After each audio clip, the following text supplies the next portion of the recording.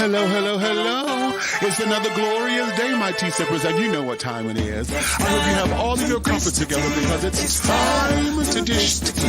And you're dishing tea, darlings, with Big Meach. Can't wait. It's time to dish tea with Big Meach. It's time to dish tea with Big Meach. It's time to dish tea with Big Meach. It's time to dish tea with Big Meach. Darling.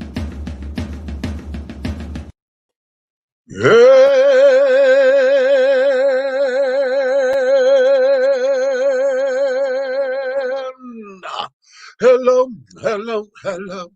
Hello, hello, hello. Hello, hello, hello, hello, hello, hello, hello, hello, hello, hello, hello, hello, hello, hello, hello.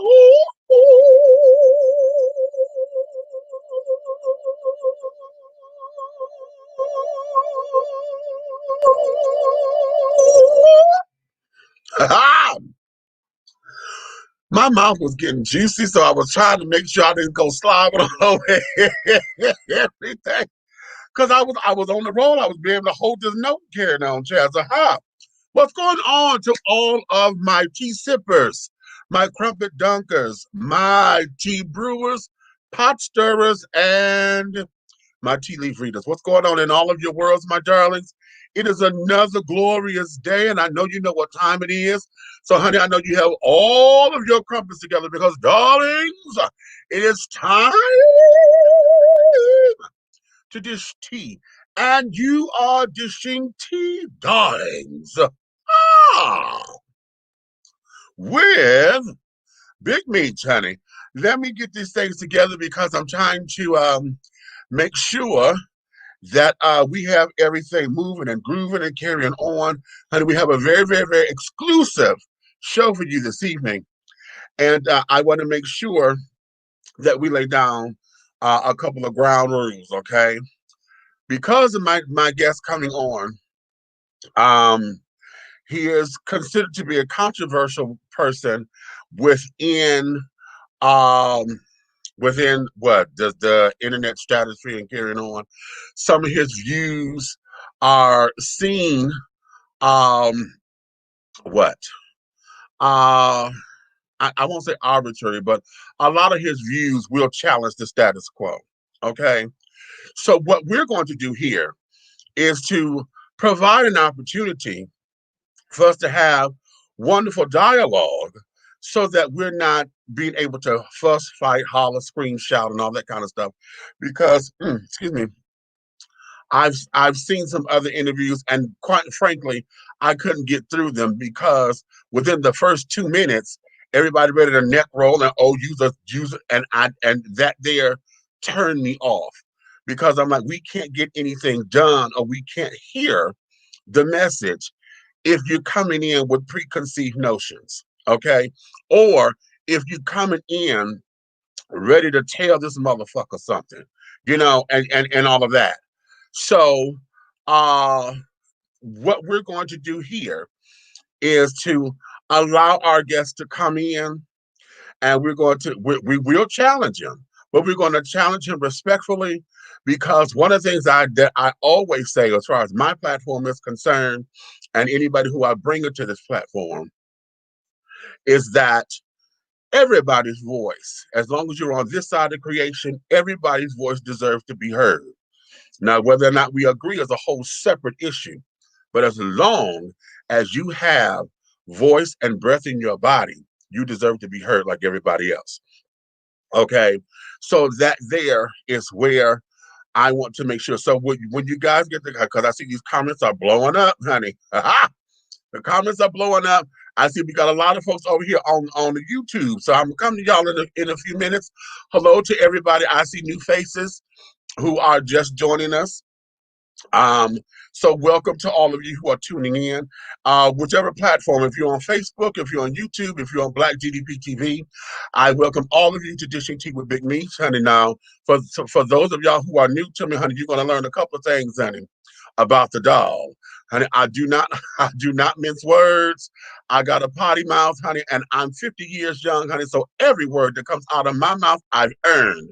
So if you can't handle the heat, honey, you better get the fuck out my goddamn kitchen. You understand? So, having said all that, let me bring in one of my co-hosts because she's down here in the queue. Uh, Come on up in here, girl. Wait a minute. Wait. Oh, come, see, you see what I see with this dog on? No, that's this mouse. Okay. Mouse is acting crazy. Okay. Hey guys, I want to say something. Is our guest in the queue yet? Not yet. No, he's not in the queue just yet, but Okay. I'm sure he'll be here He's in momentarily. the Facebook comments. I mean, he's in the YouTube comments. Because when you Uh-huh. did your note, he said, because he was asking, he was like, yo, what was that? Like he enjoyed your little, Oh, your well, that, signature. So okay. he should be coming in the queue soon. I wanted to say really quick, yeah, what Meach said is true, you guys. Like, I've been researching this person and his group for a few years now, right? And although I don't agree with their ideology, well, it's not all of it that I don't agree with. So let's just be clear. What Meach said, every time he does an interview, they wind up, because somebody else's conviction is so strong, they wind up arguing and stuff. And so when I reached out to him, I wanted him to know that this was a platform where that's not what we doing. Okay. Because the same words I said to him is, especially us as Black people, we will automatically not like something just because. How about that? You never read about it. You never read about it. You never read up on it. You never studied it, anything. You just don't like it just because. And we know that, like, with mainstream religion. Christians don't like Jews. Jews don't like Muslims. Muslims they don't like each other, but ain't nobody ever picked up neither one of their books. How about You that? just assuming because somebody told you, or your mama told you, because your grandmama told her, the great grandmama told her. Everybody assuming, and you just don't like them because you just don't like them. Now, if after you hear what somebody got to say, or you read what they doing, and you still don't like them, that's cool, because you don't have to. But to just not like something just because, it's messed up. I just think it's messed up. How about that? So I Okay. want y'all to know that. You know what I'm saying? Because I know a lot of y'all be ready for me to read a whole bunch of people. When I do be ready to read a whole bunch of people, I be mad at this person a lot. But that Okay. doesn't mean that I'm going to snap. You know what I mean? I'm not. Because at the end of the day, it might be some things that, because there's so much negative out on these people, Right. that there might be some things that we just didn't get to hear. Okay. And so I don't want to be in my mind prejudging. Okay. So Exactly. I just want y'all to know that. I just want y'all to know. Okay. And the fact that, you know, I do know me and my brothers know me. Well, Because I can be honest, my brothers really didn't know about this. Like, I told them about it, so they had to get the real fast version of everything. Because I be in here, I'm so eclectic. I look at and watch and study a whole bunch of different stuff. So although I've right. known it for about almost 4 years, I had to give them the Cliff Notes version. When I let them know that I reached out, I let them know, yo, this ain't something I want to do by myself. Because I ain't sure. I ain't Okay. sure. Well, here, what we're going to So, do, let's now, I want to acknowledge everybody that's in the comments. So let me bring up the comments because our guest is here and I'm waiting okay. on Red. Red is running a little Okay. behind, but he's coming as Okay. well. But hold on, let me get the people to say so that they know that we see them. Hey, the Princess Leia is Okay. up in here. Yo, what's going on, Princess? What's Okay, up? little What's cuz up? up in Hey, here. Hey, Lauren. everyone. Okay, yo, what's good? That's Carbonation Come TV. on. Okay, Come on, Chief. okay. Millions is in the Million. building. Okay, what was that, my G? Oh, my note. Woo-hoo. That's what that was, Oh, baby. that's his signature. That's his signature. Okay, okay. Good I don't know evening, why my Pygmies. daughter At walking work. like it here. About to do my building rounds and no one is here. Got my earbuds in. So, okay. Good Listening from the job, Leah. JLB. Good. Okay. Brooklyn. Oh, you're okay. We got Brooklyn in the house. Okay. Well, what you say? Yeah. Okay. Well, she was here, I'm Chad. right She was in here, the queue. baby. Okay. Peace to the gods. And I'm right Okay. here. Okay, and then peace again. Okay. He sounds fruity, Chief. Okay, now you know what? Okay, so let's get this out in the open. Let's Okay, get it out. let's get this out in the open. Okay, I'm a card carrying. Okay, non-disclosed, very open, out, proud. Okay, black gay man, honey, who was 50 years young. Okay, so having said all that, my darling, there's no fruits unless you want one, honey, and I prefer bananas. Ah, okay. Lord, Lord. and that ain't because I'm talking about no goddamn monkeys neither. Okay. Ha. Okay. Okay. So, Yeah. Chief, we've asked our listeners and our viewers to be respectful. So, could you just shout them out and let them know? Well, listen, hold on. It's going to be like this because see, right now, I'm acknowledging everybody who's in the comments now because we're just getting started. As we get to rolling along, anything that sounds disrespectful or whatever is going to be at my discretion if I'm going to put it up. Number one, and then number two, Or block them. depending, Or block them. you don't know. Hold on, I'm not going to be wrong to be quick to block anybody because again, what we have to do is be able to allow folks to have an opinion. But at the same time of having an opinion, I want everybody to know just because you think it's one thing, I want you to keep your ears open and your spiritual eye open so that you can learn something. Because just because the package ain't what you thought it was, baby, you better understand that what's in the package is where it's at. Okay? So again, we can agree to disagree, but let's not be disagreeable because if you come out of a bag on me, bitch, trust truly. I will come out of a bigger and sometimes better bag. Now, I don't know if that's going to be a Farmer Jack bag, a Kroger bag, Oh, a Jesus. Prada bag, or a motherfucking Samsonite. I'm trying to get It my other might even light be a out. goddamn hefty. Okay? Wait, you made me It drop might my whole be pen. a goddamn. Wait, yo. Okay, let's get the guns. Okay? Let's get the guns in here, cause yo, And I give we you a is Farmer Jack. okay. Listen, I just dropped my Okay, whole. what's, I dropped everything. My whole I didn't mean to daggone. make you laugh. Okay. My whole Okay, goddamn every knee tripod shall and bow, everything here just we go. fell. All receive my message. Okay. Hey, Sorry, Bigster, what's y'all. up? Eric Buckner's in the building. I love my Hello, touch. Thank hello. you. Okay.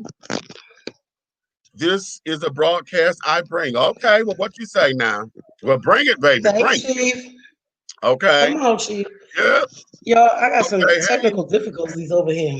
Okay, here we go. Okay. God frequency All in the right, come room. on, Dad. Okay. God frequency. Okay. Aunt Nikki is right there, honey. Okay. Hey, friend. Oh, somebody Okay. asking for me? New friend. Peace to the gods. You guys, Okay. I just got something on my screen. Okay. I'm gonna put it up there in my Let's hair because see. I don't know what What's the up? hell What's that up? is. Okay. Yes, Hey everybody's guys. going on. Everybody's saying hello, hello, hello. Okay, this is Hey, hey, I don't hey, mean it hey, hey, sounds hey, that hey, way. hey. Yeah, but I'm getting Yeah, but we repetitive. gotta get into this. Okay, I'm getting a little repetitive. All Hey, right, let's children. go. Hey, hey, hey. Hey, hey, hey. You left your hair like Lily Dillon. Okay. Yes, yeah. Okay, okay. All All right. right, come Okay, on, let's that's go. Let's get it started. okay. So now let's get on off into this. Red still hasn't come into play yet. Wait a minute. I'm gonna take this. Okay. Where's the comment at? Hold on. Where's that at? Why I'm is trying that to think. on here? What is Okay, this that there it just got is. on my screen? Okay. I'm sorry, y'all gotta see the top of my daggone backdrop because there's a blemish on my screen. I don't know if you guys can see it. I'm trying Yeah, to keep it like up in my yeah. hair. Okay. I'm trying to put it up in my hair so it's not so. That just happened. I think when I I know. dropped my camera. Right. Sorry, Okay. y'all gotta see the top of my backdrop. Sorry. All right. Are we ready? I'm ready. All If right. Chief is ready. So without further ado, let's bring in the man with the plan. And we're going to get into this thing and do it the way that we do it. So without any further ado, ladies and gentlemen, Welcome to this Dishing Tea Entertainment platform, Dishing Tea with Big Meach, Aunt Nikki, and the big red guy, big red fella, the big guy allies. This is the one and only. He goes by Nature Boy. What's happening, Mr. Man? What's going on with you? Hey, peace to the gods. I love myself. How you doing? Oh, All right, hey, all right. It's Yeah, all yeah, moving yeah. and grooving. I've been getting people mixed up, so I don't want to call nobody the wrong name. What's the wife behind you's name? That's Aya, Afro. Okay, Aya. Yeah, Aya's the sweet one. She be so sweet all the time. they all sweet in their own way. Oh, hey, ladies. Okay, well, hello there, sisters. Okay, Yes. so Peace, Malia. I see you back there. Nikki, I'm going to let you take the Yes. lead on this because you have established a relationship, over with communication with Mr. Nature Boy. I was And so getting ready I'm to gonna say, let you know, you can't say that with him because you say relationship on a channel where Chief is on a channel. Somebody be like, hold on. You got to pick your word. well, okay, I what establish a rapport. I'm They'll be talking about coming is for me in the communication. comments if you say that. Right, and carrying on. Mhm. So right now, because you had taken the lead to make sure that we started off with getting to understand the brother, I'm gonna let you start off with the first question, and then I'm gonna come in and do my thing. So start it off for us. Okay. So, Chief, you thank you for accepting to come on our show. What I want you to start off with is if somebody doesn't know who you are, who carbonation is, and whatnot, give us a brief summary. So, because I'm sure most of our viewers that watch us on Facebook and stuff probably really don't know who you guys are and what you are about. And I mean the real part of it, not the stuff that everybody want to throw whatever in on YouTube and all kinds of stuff. Your actual what y'all are actually all about. All right. So first of all, I just want to say thanks for having me, the Big Meach and Aunt Nikki. Thanks for having me on your platform to share my message. And you know, some of I have a wide range of people that watch me. I got Mm-hmm. people that watch me in Africa. I got people that watch me that are older, younger, gay, straight. It don't matter. My message is for everybody. My message is divine knowledge of self. And my message, I'm here to send out a message to warn people, um, a message that they're not getting from their food, a message that they're not getting from the sun, a message that they're not getting from proper water and a natural environment. My message is that we are cells inside the body of what we call God. Your body is made up of many cells, and your cells look at you as God. The cells of your body can't see you, but they know you govern their actions. So you are God to your cells. We are cells inside of the body of God, but don't have a connection to our higher self, what you would call God. And our connection to our higher self is connecting to the source of our being, which is nature. All right. We don't live in our natural environment. So we are cells in the body that don't have a communication with the equilibrium, or we're not in contact with the body, right? So imagine cells in your body that were a part of a culture or a system that were disconnected to the very thing that they made up or that they were. So my message is to send out a message to let everybody know that what they're not getting because of this disconnect from in the matrix where we live at. You're not getting the message that the universe is, or the body or God or Allah is trying to submit to you, because uh we're indoctrinated with Islam, Christianity, black culture, entertainment, bullshit. And so there's it's a whole variety of divine knowledge of self that I bring and messages that you would naturally get, but we're not getting it because our culture blocks us from our connection to the all. or Allah, or whatever you would like to call it, but we call it the inside of your own body. Mm-hmm. Mm-hmm. Okay. Okay. I can honestly say I've been watching you all the time, and I ain't never heard you say it. You probably have said it, but because I probably never got it directly from your channel, I've never heard that. Yeah, you know and what that it was is. my No, purpose. I needed to hear it. You know what it is? People, and I'm a part of it. I know how the internet works. I know how my people work. My people need to be entertained with bullshit. They into this. You understand? Right. So if you're gonna get a message to the people, my people, you're gonna have to be entertaining. It's gonna have to be some clout, some something going on to get their attention, and then you slip the knowledge in there because no, I caught on. A lot of people like, oh, you lost. A lot of people like, yo, you used to be like, real pure, used to be out in nature. And I realized I had to catch on. I've adapted to being the proper messenger to get the message to a people. You have to know those people and how to get their attention. So all the drama you hear is just the clout around the message. Okay.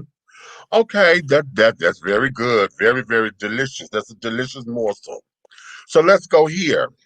Let's take me back to your enlightenment.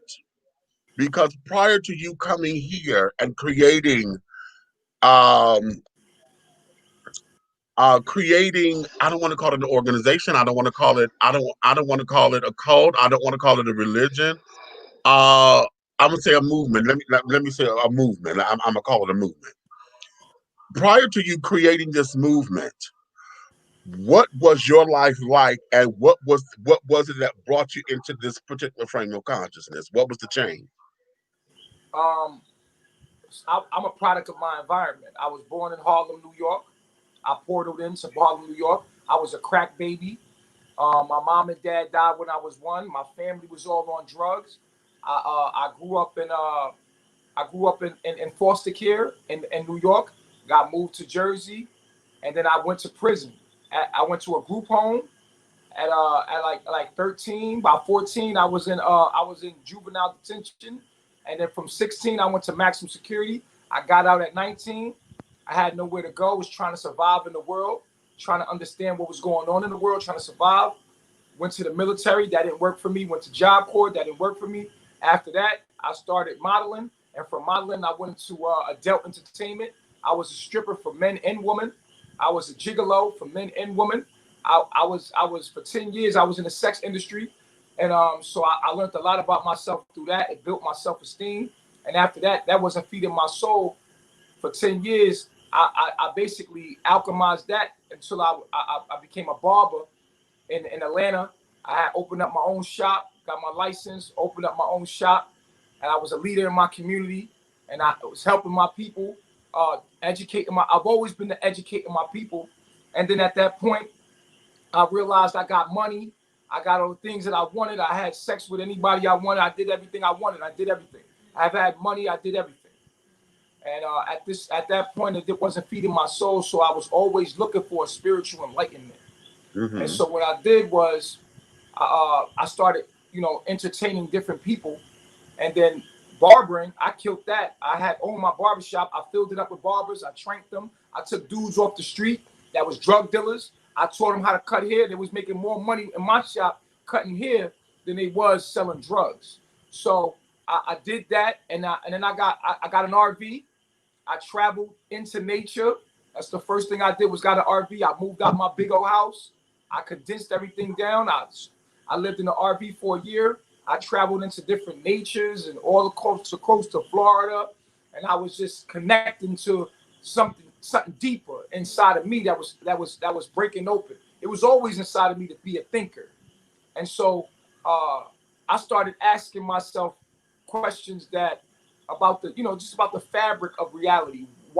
Where did we come from? How did we get here? What are we doing? Who am I? What is this? Mm-hmm. We're just like in a dream where the dream just starts and we're not questioning anything. We're not asking ourselves, yo, how did I get here? What is this? And where am I going? No one's sitting back and asking about the questions of the fabric of reality. We're just responding to what's going on here in this dream. And things happened to me as I started stop eating poison, stop putting poisons in my body, stop being around people. I isolated myself. I started to wake up. And when I woke up, I started to really become enlightened in myself because my melanin started healing me. And so in around 2012, I woke up. When I woke up, I lost everything. I lost my family at the time. I didn't have no desire to have an RV or anything. I just let it all go. I rented a room in somewhere in Atlanta. I still had my shop going. I was trying to get rid of the shop. I got rid of that. It was hard to even get rid of my success. I couldn't even give the stuff I had away. It was so hard to get rid of it. But I had no desire for any of it. I didn't want anything. I just wanted this knowledge. And so I isolated and I just fed myself knowledge all day, every day. So at that point, when I went out and I left the United States and I went into Central America, I had a whole bunch of females following me on Facebook. I thought a whole bunch of females was going to come out with me. And it happened to be some dudes. the guys, they said, "No, I want to go with you." I said, "Well, damn, I thought it was going to be a whole bunch of females going with me." They said, "Nah, we going with you." And so I went out into the jungle and I was able to go into Costa Rica, Guatemala. I was able to go in the jungle and drink the water, eat the fruit, heal my mind, and be enlightened, really become God. I became one with everything. And I woke up. When I woke up, I tried to come back and teach my people, but no one was listening to me. And so certain events happened that brought attention to me that was able to allow me to say my message. But it's so much, because I'm a very entertaining dude, and I realized it's an enjoyment for me to be entertaining, because I was already an entertainer before. So I like entertainment. So the drama you see in my life is real. I turned the camera. Young Pharaoh had tried to expose me, said I was gay. I had HIV. I had, all this stuff was put on my name. I'm a pedophile. Anything you could think of that's negative has been pointed on my name. But that's given me a lot of attention. And with that attention, I want to send my message out to my people. And in the process, a lot of hate. I've been through a lot. Being deported from Panama. I was deported from, they kicked me out of Hawaii. I got a group of people that hate me, that hate on me, that's probably watching this right now, and y'all probably be on their channels. But after that, that's my life in a nutshell up until now. Yeah. Okay, let me go here, because I want you to take this opportunity to clearly state what the message is, because I'm seeing in the comments folks are asking, okay, what is your message? We're getting we're getting the framework, but now give me the message. What is it that you're teaching? What is it that folks are gravitating to you for? What is that message? Let me hear from your words first, because then I'm gonna tell you what I heard you say. My message is to say that we are all the same thing. I am you. I have a song called Shining Bright, and it has my message in a nutshell in it. Shining Bright on all streaming platforms. My message is that we are cells inside of our own body. The earth, all of the trees are your nervous system. That's why the roots look just like your nervous system. You are inside of a cell in your own body. And that body we call God. The sky is not blue. The sun is not yellow. The sun is white. It's an axon. It's actually axon to this cell that we're in, right? And we're inside of our body. And we have to, Babylon, or the place that we live in, disconnects us from our own being. So if you was a cell in your body, what we have is called cancer. We were born into a tumor. For instance, do me a favor right now. Look around you. Count how many squares are around you. Your phone is a square. Your TV is a square. Your refrigerator is a square. Your pictures are square. The books are square. Your phone is a square. Your iPad's a square. Your table's a square. Your damn door is a square. You look on the ground. Your towels are square. You're surrounded by squares. You're inside of a square within a square. And now I ask you, look into nature. Is there any squares in nature? No, there's no squares in nature. So the grid, you're inside of the grid. You're inside of a matrix made of squares. My job and my message is to tell people to wake up out and to expose them what's going on in their reality so they can go back to nature, especially melanated people, because melanated people are God's people, the original people. Mm-hmm. So without melanin, what our melanin does is an antenna that allows us to connect to the body. So Mm-hmm. basically your cells, imagine the cells in your body can communicate with you. And you're trying to tell your cells it's time to heal, it's time to do what we need to do. So the system that we're in is falling. Basically, we're in a cancer culture. If you look at all the buildings that you see in the city, those were all knocked down trees. We knocked down trees and put up sand castles. And all these, and we become a tumor on the planet. So all of us are, so all the chosen people are going to make a new earth. This old system and the cancer is going to get wiped away. And those that can hear me, I've been doing this for years. I'm telling you to go back to nature, live a sustainable life, come out of these boxes, focus on yourself. I teach you how to heal. And I prove to you that you are God through the 5 sciences, which is astrology, biology, quantum physics, melanin, and grounding. So this is my message. This is my broadcast to the African-American people. And I call myself the Messiah because I'm the messenger of what we all are. Now, let me say this last thing. We are a type of cell. The human being is a neuron cell in its own body. We're inside of our own body, right? Let's say we're inside Nikki's body. We're cells inside of Nikki's body. The trees, the bees, the birds, all of the species of animals are different kind of cells in Nikki's body. But we all work in this equilibrium that's sustainable, that's recyclable. And if we don't live in harmony with that, we're destroying that system. And we will be destroyed because of that. So my calling and my message goes out to those that are called and those that are chosen. You might not even hear me. And you might be in your purpose to say like, oh, this is my life, this is where I'm going to live. And that's fine because you have a purpose too. So to those that can hear my voice and hear the message, my message is always to tell people to move out into nature, heal the body, become one so that you can be awoken, so that you can be a part of the new earth that's coming. There's a new earth that's coming, and all of this is about to be destroyed because the economy is about to fail. And I also warn Black women with their single independent minds, with their children, that they're in grave danger. And what's going to happen when the economy fails is that you're depending on a government that's falling. And if you don't get it together and organize and get with your group right now, this is the time to become sustainable and get prepared. Well, you'll be washed away. It's going to be mayhem. They've already prepared you. They got FEMA camps. They got all kind of stuff prepared. No one's paying attention to these things. And so my message is, this is my message constantly, is to send this message out to tell people to get prepared. It's coming. You don't have a president right now. You don't have a president because you're living in the age of Aquarius, and the age of Aquarius is to do it yourself. So now you're asking, the universe is asking us to govern our own lives. That means to come together and network. Get your people together. Make sure that you as a Black woman have men around you that are organized and ready to protect you and make sure that you're good. Black woman, right now, you're in danger. And if you're not prepared and organizing right now, then you're in grave danger. There's so many kids and so many women that's gonna die. That's gonna be endangered. It's crazy. You know what I'm saying? What's coming? It's crazy. Let me go here because I was going to say, go ahead. You go first.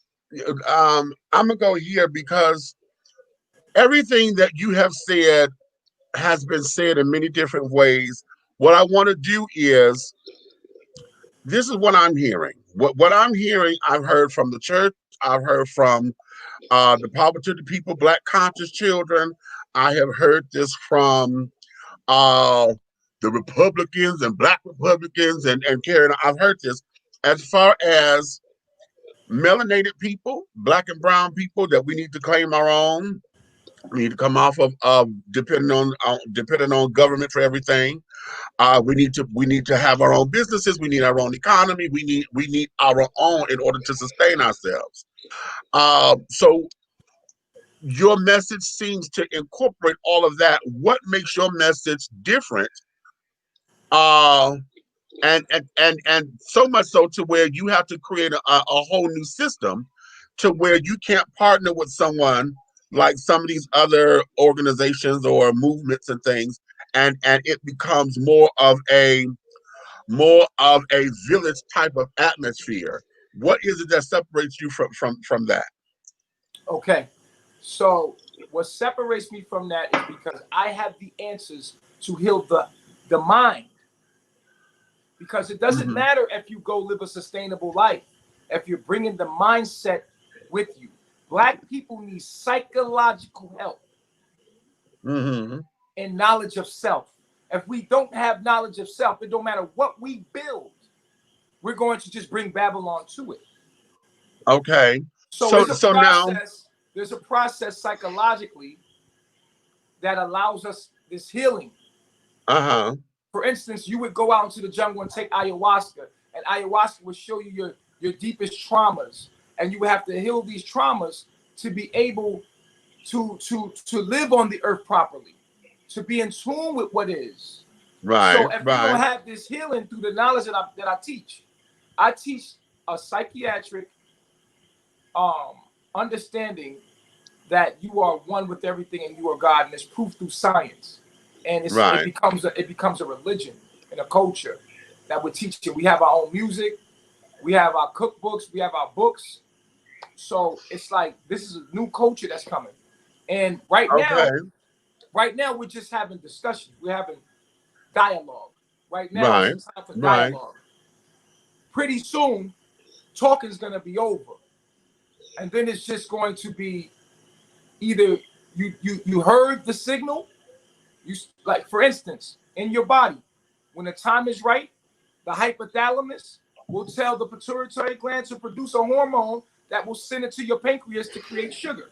So these are signals that's being sent out to chosen cells, and the chosen cells will hear it, and it will be brought into safe havens, and they will, and then the earth is going to come and bang on, nature's gonna come and bang on the rest of them, and then right. we gonna come out and it's gonna be a new earth. So I'm all we doing is collecting the elite and convicting the weak. Now I get so much hate because my truth is like no other. You could say you hear this from everybody, like but you don't. The things that I'm talking about, you don't hear from everybody. Okay. So then let me go Okay, here. hold on. Wait, Huh? Meach, wait. Was that you answering the people Yeah, from my thing? yeah, yeah. Okay, I That's just wanted me. to make sure. Okay, because I'm like, who the Yeah. hell is talking for me? No, that's Okay, me. so That's me. okay, Okay. all right, Yeah. go ahead, because I got some, I got some stuff to say. Okay. Okay. So now let's go here because now let me preface this because right now I want to stay light before we get into stuff that is arbitrary and stuff that may be the controversial stuff because that's coming. Right now, what I'm trying to do is to set it up to where we get to understand the movement, the culture, and all of that. Okay, before we take any of what folks are saying could be negative and this that, and the other. But what I want to go, where I want to go was here, in learning how to heal the body because we as a people, many of us come from health practitioners and those who know the herbs and carrying on. Honey, I'm a good witch. Give me a call to baby. Okay, I'll get you some echinacea, some carrying on, baby, some slippery elm. Okay, all right, and we'll get into it. Um, the thing of it is though, uh, how is it that, or what is it that you teach the people? Because if we're saying that we need to clear the body and we can heal, are you advocating for uh, uh, self healing without medical assistance or anything like that? What is that? Because right now, in my world, I don't believe in medical science 100%, but I do know that what God has given us from the earth, it coincides. because one cannot live without the other in my book. So how is it that you're able to create this healing? And there's a caveat to that. No, I'm gonna ask that separately. Go here first. What is it that you're teaching with that? Yeah, so what we teach is astrology, which is very important that you understand who you are in the cosmos. So getting the birth chart done, understanding your demons, understanding your debilitations. For instance, you have quincunxes, you have oppositions, and you have squares. These things are challenges that you get from your generational curses, facing generational curses. Then you have biology, understanding yourself and understanding reality from a biological standpoint. And we have quantum physics, understanding ourselves from a metaphysical standpoint, understanding that you are the observer. And so these all come together. Then you have melanin, which teaches you what melanin is as an antenna. Why is it worth more than gold right now? Why is melanin worth more than gold? Do we really understand your melanin? If I was to ask you what's important about your melanin, could you tell me? Are you asking me? I'm asking both of you. Could you tell me what's important about your melanin? Oh, well, hell, come on. We talking now. well, I don't have any scientific in there, but I do know this that the melanin is what is the protectant of the skin. The melanin, the deeper the melanin, honey, the more resistant it is, the more protection it is for all of the cells. The more that the sun is able to repair, replenish, it also disseminates the vitamins to all of the skin. I mean, to all of the cells. The melanin is also a deterrent from the winds and carrying on. We don't bruise easily. We don't age as quickly, you know. And it is also used as it's a healing and a protectant. So those are the things that I learned about melanin. Oh shit. Well, I can't say nothing. He said my stuff. He said my stuff. Well, wait a minute. While we're doing that, Big Red that came in, I'm gonna bring in our other host so he can come on Okay, up in Big here. Red is here. This is our other host, Atlanta Hot Radio, Big Red. You in there, Red? I'm in here. Okay. Okay, so now finish your thought, Yeah. Mr. Okay, Nature. so then we educate about melanin, and melanin being an antenna. It's a semiconductor. It's an antenna, right? An antenna. Basically, melanin is like the SIM card in your cell phone, right? It connects you to the tower, which is consciousness, which is light itself, light photons, which allows us to connect to what we call God, which is the all. But if we can't do it if we're feeding ourselves toxins, because it disrupts our melanin from doing its job. And so most of us are stuck in our ignorance because our culture, the way we eat, the way we listen to music, everything that we're doing, our culture, Black people's culture itself, goes against what is worth more than gold right now. And we're not asking the question, why is melanin worth more than gold? You know, we're not asking that question. If we understood the importance of it, then we would be acting different, and we would change things in our culture. So we need to teach these things out loud, because obviously it's not getting to our people, because there's so much more to it than what is out there. So we do teach that as far as knowledge itself. Then we have our final science, which is earthing, which is grounding. The science of taking your shoes off and stepping on the earth, and how that affects our nervous system and our being, and how that connects us to the telluric energy. And it literally connects us to everything in existence, the whole entire universe. When you step on the ground, and we prove this in our videos, we have an electrical body voltmeter, and we show the difference when you step on the earth, when electrical current is going through your body, and how the earth filters out electrons in the body. And how this helps with inflammation. This helps with our minds being one and being connected. How we should be connected to the earth most of the time, but we're not.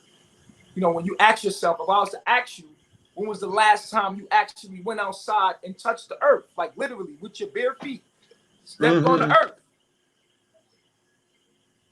As a question, you probably be like, yo, it's been like a couple days or maybe a week since I went outside and put my feet on the ground.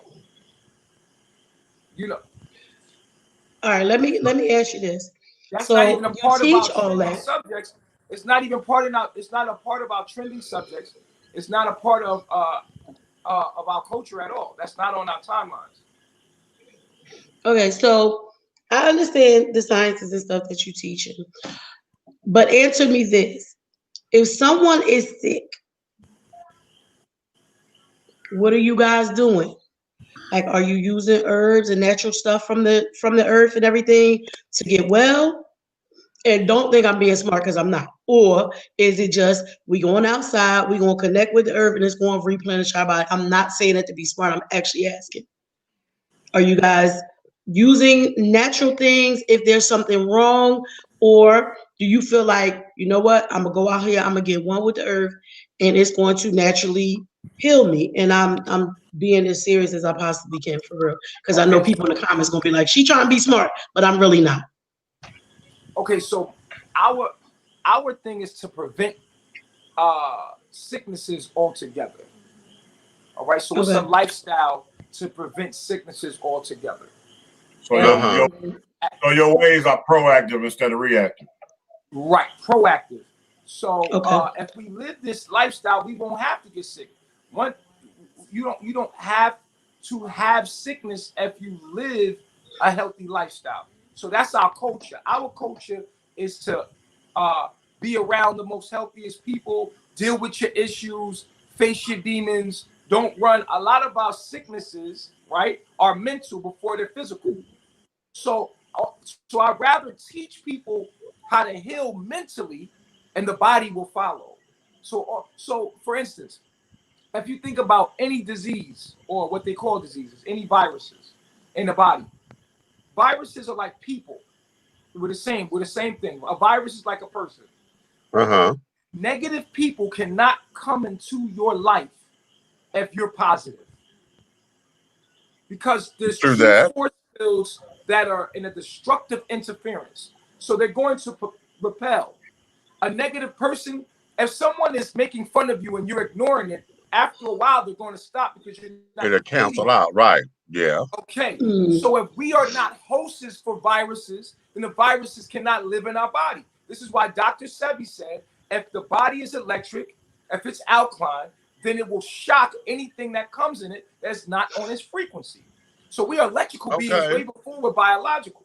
So we have to Okay. understand that most times the viruses that live in us that create disease, because you can't have a disease, just like you can't have an ease. You can't have a dis-ease. So we need to stop saying that, because that's voodoo. That's spells. You can't have a disease. Your body is either at dis-ease or it's at ease. So that almost cancels out everything right there. When you think about the word Okay. itself, like, oh, what, you got a disease? No, you don't have a disease. You can't have an ease. Do you have an ease? No, I don't have an ease. I'm at ease. It's either you're at ease or you're at dis-ease. Now, Right. what That's causes you to good. be at dis-ease?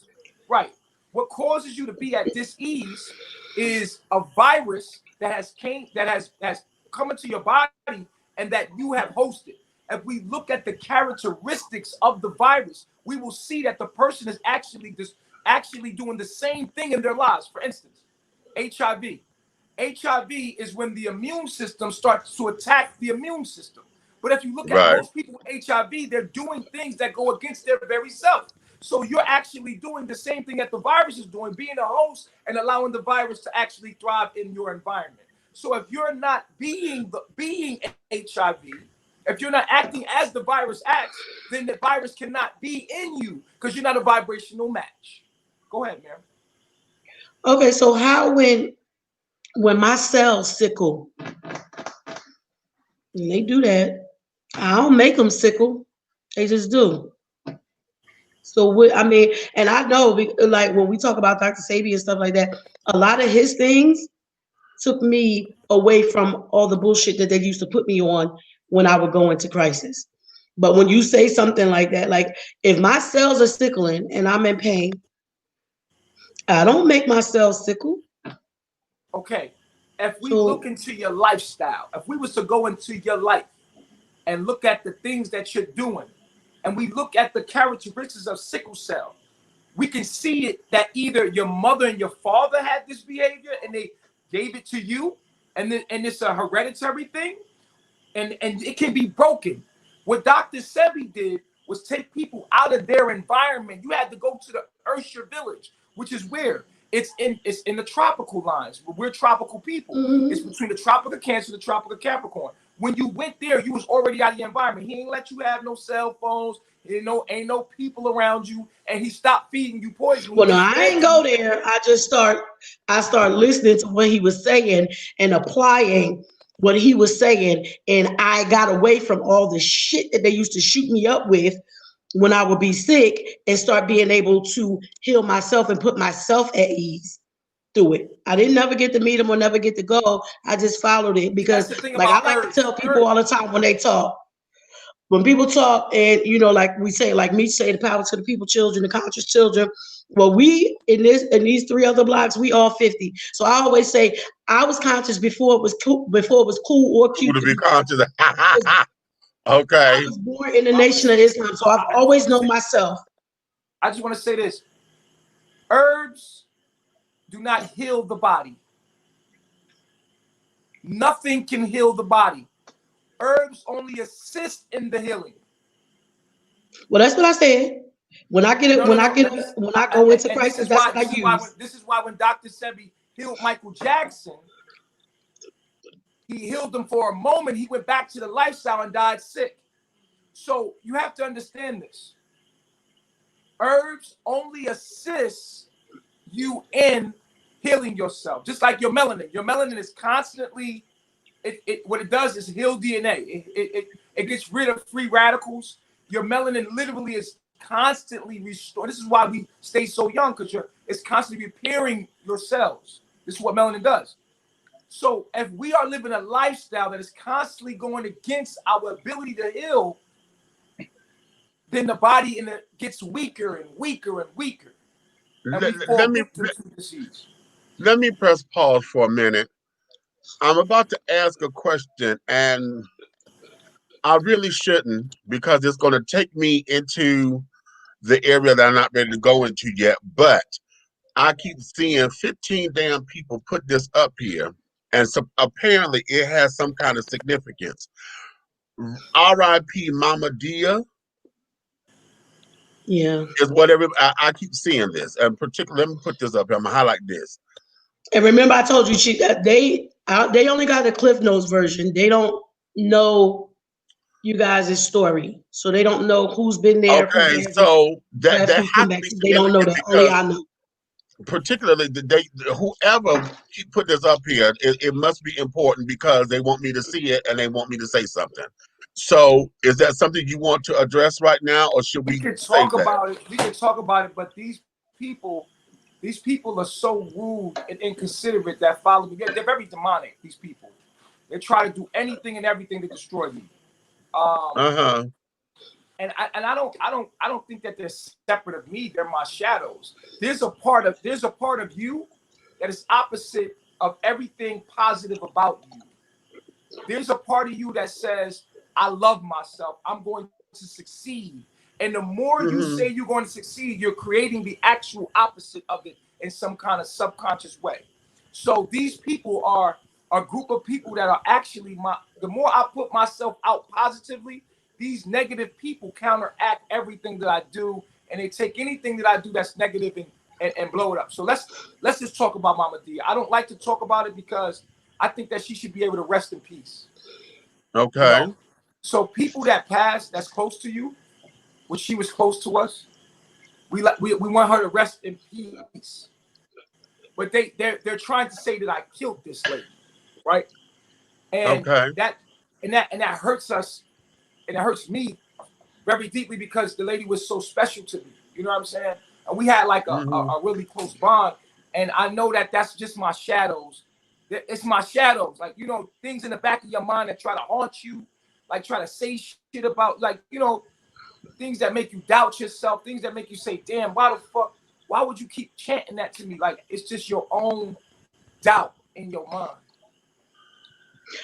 Now, Okay. do you ever feel like, hold on. Do you ever feel like if you didn't keep the cameras on for all the other stuff, that you would be able to get out just that message that you were trying to tell us? No. You don't? Why? Because and then I'm gonna tell you why I'm asking you that. Because it seems like you only, like, from what I understand, you don't recruit people. You don't recruit people. They reach out to you, right? That's from what I understand. You don't recruit people. They reach out to you. So it seems like you want the village that you're building to be small and basically elite, right? The Yeah. people who will really accept your teachings and accept your knowledge. It's not a village, it's So, a family. well, your family. Well, to us, to me, we say village because I feel like me growing up at 50, our whole, we still had that thing where the neighborhood could chastise your kids and all that old shit. You know what I'm Right. saying? My oldest child is 34. Okay. So for us, the village was family. I have a lot of people that are my aunts and uncles and cousins and stuff that ain't got no blood in them. Okay. So Okay. that's when I say when you're creating your village, but your family. When you creating your family, you know that you want the people that can only hear what you're actually trying to teach and all kinds of stuff, right? So I feel like the people who would be on that frequency that you want people to be on to be able to accept your message would be able to hear just that.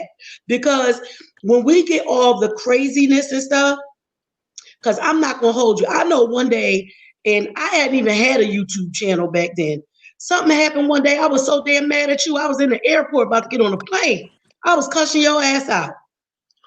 But I don't think I would have those same feelings because sometimes, and it's not about hiding what goes on, but sometimes when you let so many people into a world of some things that you're trying to work out, you get so much negative stuff going on that it seems like it's causing more negative things to happen. Now that's just me, like as an auntie, telling you how I see it. And I mean, you may have a Can I plan, respond to and that? I'm cool. Yeah, go ahead. Can I respond to that? Yeah. You know, it's a difference between teaching something and actually living it. True Mhm. that. If True that. I just taught the knowledge and I never applied it to my own damn life, you wouldn't see none. See, what you see is me applying my own knowledge to my life, meaning facing my own shadows. There's people that came along and I'm healing as I'm teaching. Like I'm applying this shit and perfecting myself. So these are all of my demons that you're watching flying out of me and me healing. So I don't want to stop that process of people that see me and be like, wow, like, look at what he's going through. He's doing it. I don't want to just teach it. I wanted to embody it and live it. And what you're seeing is me going through my Kundalini, going through my process of healing at the same time teaching. Okay. Now, What do you say to the people? Hold on. What do you say to without going to detail of in particular people? What do you say to us who don't experience? Well, let's say to my co-hosts. What do you say to them when they don't know your whole journey and they get online and they see somebody who's been there who has not had a good experience? I'm not gonna call them liars. I'm not gonna call you liars. I'm gonna just say they didn't have a good experience, and I they say feel like that they're online telling their truth. How do you feel? if we was to look at anybody's life, right, and we was to put it public, of the people that entered your life, all the issues you had with them, oh, you right. can have the same thing online. They can blow you up too. If anytime you look at someone's life and you look at relationships, they come, they go. Some people see that you got clout and they want that fame, so because I'm a public figure, it's like, oh yeah, I'll just make somebody of myself now that I left. And so like it became a trend to do that. So what I'm saying to you is when you're looking at my life, it's nothing special going on here that wouldn't happen in your life, but they're blowing it up. And it becomes something Okay. that they all relate to and they have to talk about. So at the end of the day, if I fall out with somebody in my life, usually if I wasn't famous, they would go their way and I would go my way. But because I have a following, it's like, now I'm gonna go online and talk about this shit. I'm gonna talk about my journey with carbonation. And that, just imagine you fell out with all the people that you ever like to stop talking to. You had differences. They went online and told the story about how you and you know what I'm saying? And that's what this is. It's just a public, it's just being happening publicly, and it's being blown out of proportion. It's nothing that you're seeing or hearing about that isn't something we all experience at some time in our lives. Okay, let me go So here. why you keep taking people though? Why you still Wait a minute. allow Hold up, Nick. people Hold to up, reach Nick. out to Hold you? up. Because I'm not gonna stop living my life. Okay. Let me go here. Let me go here. Let's get into some of the meat and potatoes of the craziness, okay? That I want you to address, because I believe that it's a misunderstanding. I also believe that whenever we hear this particular practice, that oftentimes people glorify it on one end, but don't know how to handle it on another end. And then the naysayers who don't believe in it get it all fucked up. Big Meach, before you go into that, can I just explain Mama Dia first so that people could understand what happened? Go ahead. Go ahead. Because they want to know about Mama Dia. Okay. There's a lady, she was in her 60s, 50s, and 60s. She had a heart problem for about 30 years. Uh-huh. She was watching my teachings, and she wanted to come join us. When she came to join us, she had some medicine. Now, she told us she don't like the medicine. She said, I don't like the way it makes me feel. She said, I don't need it. I didn't really get into her business like that. She's like, I don't really need it.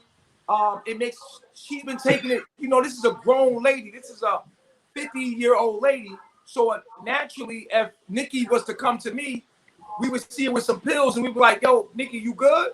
She like, yeah. I like, what medicine is that? What's going on? And Nikki was discreet about it. She was like, you know, it's nothing. Don't worry about me. Like, I have an issue with my heart, but I don't like taking these pills because when I take these pills, they make me feel tired. And they make me not, I want to go out. I want to go to the river. I want to have fun. But then I take these pills. They make me feel bad. So as a grown woman, we're going to look at Nikki and we're going to be like, all right, cool. She good. Mm-hmm. Like, we're not going to get in Nikki business like that. This was Mama Dia. So nobody going to tell Mama Dia, like, Mama Dia, you got to take the medicine or something. We didn't know her condition. We don't know her condition. She kept it light with us. Right? So, okay. So eventually one day she passes away in a tent. We all sleep in tents sometimes, like, right? So she passes away in a tent. We contact her family. It's no surprise to her family because her family's like, oh, we knew about her heart issue. We knew about everything that was going on with her. And so we was like, all right, cool. We made sure the body got to them in Honduras. We made sure everything we got the autopsy, which shows that she had a heart condition and she had a cardiac condition, right? Nobody else died in carbonation, bro. We're not killing people. You understand what I'm saying? So they took that incident and they keep repeating over and over and over that we killed Mama Dia. But we lost a friend. But she also let us know in her own way that she was coming to us to come to the highest frequency that she can go into the higher realms. So she got close to nature. She got to a higher understanding of consciousness, and then she passed away. Which was, to me, if she had a 30-year heart condition, she was literally going to waterfalls. We was having fun. You should see her last days of her life was absolutely bliss, right? And then she passes. They said that I killed her, and I'm like, no, I didn't kill anyone. We live the way we live here, and that's what happened. But they continue to repeat it over and over. And so I never address it because I think it's rude. And I don't owe nobody explanations when it comes to Mama Dia, which was our friend, and we want her to rest in peace. So we don't give it no attention. So this is the first time in years, or maybe a year or so, that I've ever even said anything about it. But just to let it be clear, because new people will come along and they start chanting it too. Mama Dia, Mama Dia, Mama Dia. You don't know what happened. You wasn't here. So at the end of the day, with that being said, I want to allow Mama Dia in her form to rest. And I'm not gonna address this never again, because I think it's fucked up that people keep bringing the lady up and won't let her rest in peace, and we carry on our legacy through her. Okay. And she lives through us. Okay. She believes in what we believe in. Okay. All I can say is that's fair. I mean, we weren't there, so that's fair. Yeah, That's all I'm I going to can say that for far as I'm concerned, I have to respect that because I'm not a part of the community. So I don't know those who were there or whatever that feel differently or whatever the case may be. They're going to blow up the comments, and I'm not going to Random get all people up into that. that weren't there either. These people that talking about it, they weren't there either. So They weren't there either. Let's go here. Let's go here because see, like I said, this is going to, and this may get a little sensitive as far as the question, the line of question I'm about to go into. It doesn't matter with any question you ask, I'm gonna answer it. It has nothing. Okay. I was getting ready to say, if it's something that we ask you and you don't want to answer, just say I don't want to talk about that. Well, that's the whole cool thing too. of it is, I've been doing this long enough to answer. I'm a very honest person. I'm straightforward. You can ask me whatever, long as it ain't ignorant. Like, let's not. And that's where I'm going, because I want to make sure that it remains tactful and respectful, because I like I said, I don't want this to be what the other people have done, because that's not what we do over here. But the meat and potatoes of a lot of the cynicism that you receive comes from the lifestyle itself. A lot of people don't understand how, number one, you take on the title of Messiah, of God, of this, that, and the other. You have multiple wives. Hold on. Whoever this is in the comments who said, do your research before interviewing someone. If you were here in the beginning, I let y'all know that I'm the only one who did research and my co-host did not know. But I wanted to do this not just on my show.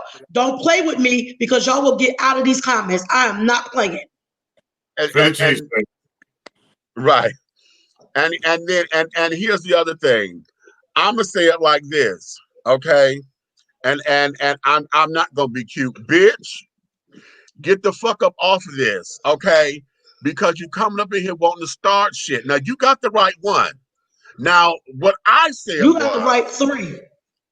What I said was, okay, this is where the balance is at. We're going to bring this together. Calm down. Okay. You feed the trolls. Don't do it. Now, I understand that.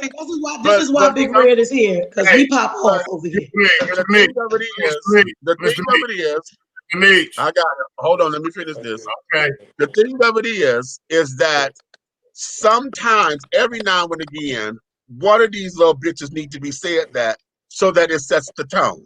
Now, I done said it once, and that's gonna be that. Now, back to what we're going on here. All right, this is what it is right here. Okay, this is what it is right here. Okay, let's keep it clear. You are a guest in our home right now. You understand me, brother? Right. So by any means necessary, I'm going to make sure that you're respected here. I don't care what side of the fence it comes from. That's why I'm here. You know what I'm saying? That's what I do.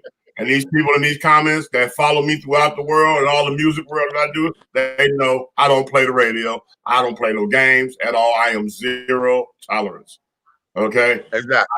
Okay, I'm the type that you'll be talking to me on this show right now, and I say somebody's at your door. I'm not to be played with.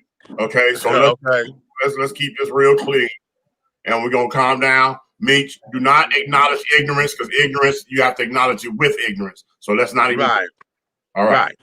So I'm going here because, like I said, a lot of what we have here is the crutches, or the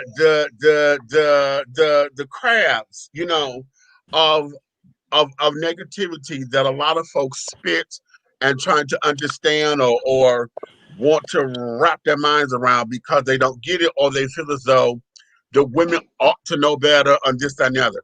And that is the lifestyle itself.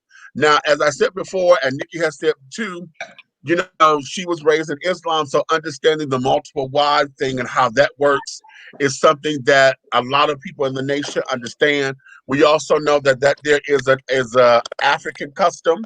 There's wife number one who is the wife, and she has to give permission for the other wives to come and this, that, and the other. And a lot of us don't understand all that because we from there, but we ain't from there. Okay. Well, I'm sorry, I understand it because that's my household. That's how I live. So. I'm just giving you 100. What I'm learning from them is that I think there are different ways to do it. You understand? There are different ways to do it. And just because, this is what I kept saying from the beginning, just because we don't understand it, don't mean you're supposed to turn your nose up at it.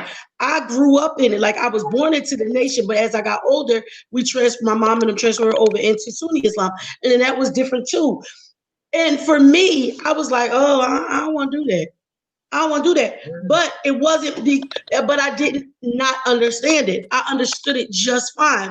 Like, I don't know, Chief, if you looked at the video I sent you, the young king that sent me the video, he had 3 wives. They all live in the same house, and it worked for them. They building wealth for their kids. They all live in harmony. And I told them, listen, the people that's talking shit, probably the same people that's asking y'all for money because now y'all rich. For me, if I was to ever accept that, no, I would probably have to do it the way that I grew up because I'm old now. I'm old. By the time you get on my nerves, I want you to go over her house. I ain't mad at her. I just want you to go over there and y'all spend some time. And by the time you get on her nerves, then you could go to the next one. And then by the time you get on her nerves, then it's back to my turn again. That's just me. And I'll be ready to put up with your shit again, right? I'm just saying. But I know that there are different ways to do it. And I think when people come down on people having multiple wives or, multiple companions or however they want to call them, mind your fucking business. Because if it ain't you, if it ain't your shit, it ain't your shit. Right. Now, for me, like I told the other man, as long as there's no, hold on, Red, as long as there's no, like when it comes, like that man, the guy who wrote me the letter, they said they all live in harmony, right? So as far as I'm concerned, if y'all all living in harmony, ain't nobody being abused, the kids, it's all right, everybody in harmony, mind your business. Now, there are some, and that's only because you put it out there, sometimes it be some concerns. The question becomes, or what I need for you to do, is to explain that part of it, because I have a second question that I'm coming to. That's an addendum to that. But explain that so that folks could understand it. What the lifestyle is, because a lot of people they mad at you for allowing it or for taking this role, but they ready to really grab the girls and be like, sisters, y'all some dumb bitches and want to, shake, rattle, and roll about how could you? So explain that. I want to say this, like, I haven't been raised to be polygamous. As I awoken, I realized that people get in relationships to fill voids from their childhood traumas. We get into relationships to fill emotional voids. And once I healed myself, relationships meant a different thing.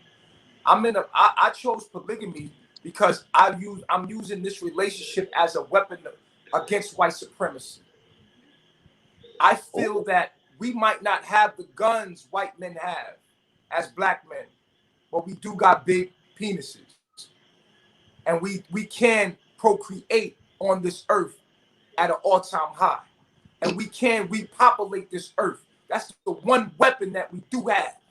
And being is that so many of us men are in prison because of the war on drugs.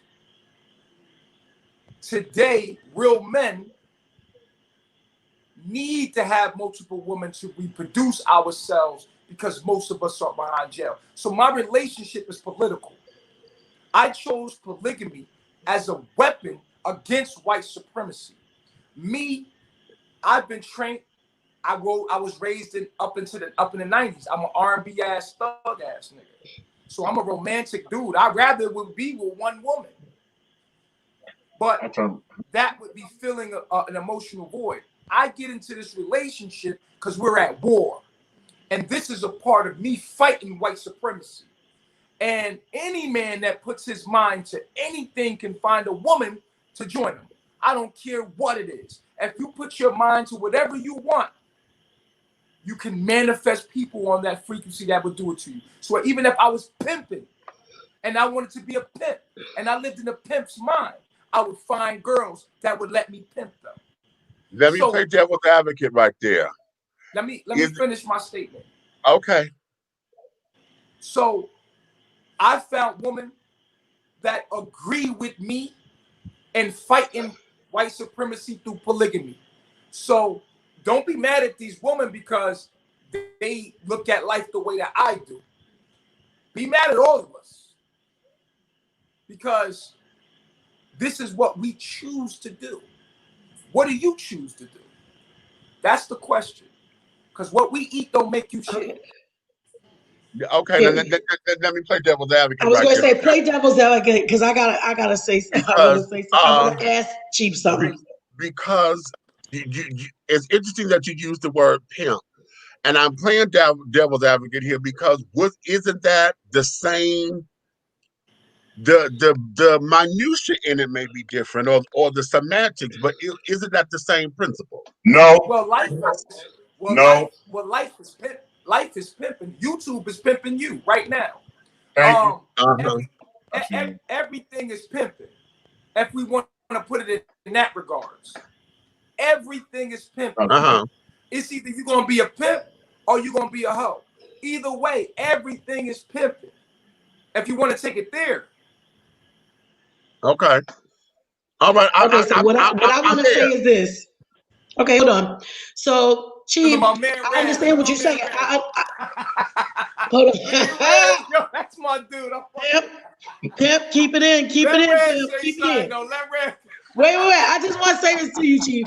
So, if you doing it for political reasons, it's like, listen, I'd be the first one to tell you. When people used to ask me, you don't get mad when black guys be with white women, I say nope, because everybody gonna be black soon if they keep doing it. I don't give a fuck.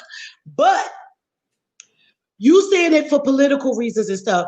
But Chief, I look at these women, that it's not just political for them. They love you. So how do you think that make them feel when you say it's just political? We love each other within the boundaries of our agreement. This is business. Okay. We can love each other in the boundaries of our agreement. Like, I'm pretty sure y'all love each other within the agreement that y'all have. Then love can exist once there's an agreement. Yeah. Go ahead, Red. Go ahead. I want to hear Red so bad. Go ahead, brother. No, I'm not. Okay, you never watched us before, have you? No, I'm not even going to go down through there. You know what, bruh? I understand you. Okay, there's a part of my mental that's put in more excuse than purpose, but at the same time, I look at the doggone failure in the black man in our communities now, and where I can see where you're saying, okay, you picking up the pieces. I get that. But at the same time, I could never take polygamy and pimping and try to compare them. It's not the same thing. And the reason I'm telling you that, and I'm standing down on it, because I was a pimp 10 toes down when I was in the city of Chicago. God damn it, it is what it is, and I'm not ashamed of it. I understand it. Yeah, pimping is a lot and different. It's not Pimping is a game where you taking a woman and beating, abusing her, and to break her down and make money for you. That's totally different. And I know people be like, "Oh, well, you abusing these women," but what you're not understanding is a total. No, a lot of people would say that, but it's a total different thing. What you're seeing is just a dominant black male just dominate his environment, and he commanded things to happen in his command. This is not pimping. You understand? Pimping is a whole nother thing. You got to go study Iceberg Slim. You got to go study Iceberg Slim. Right.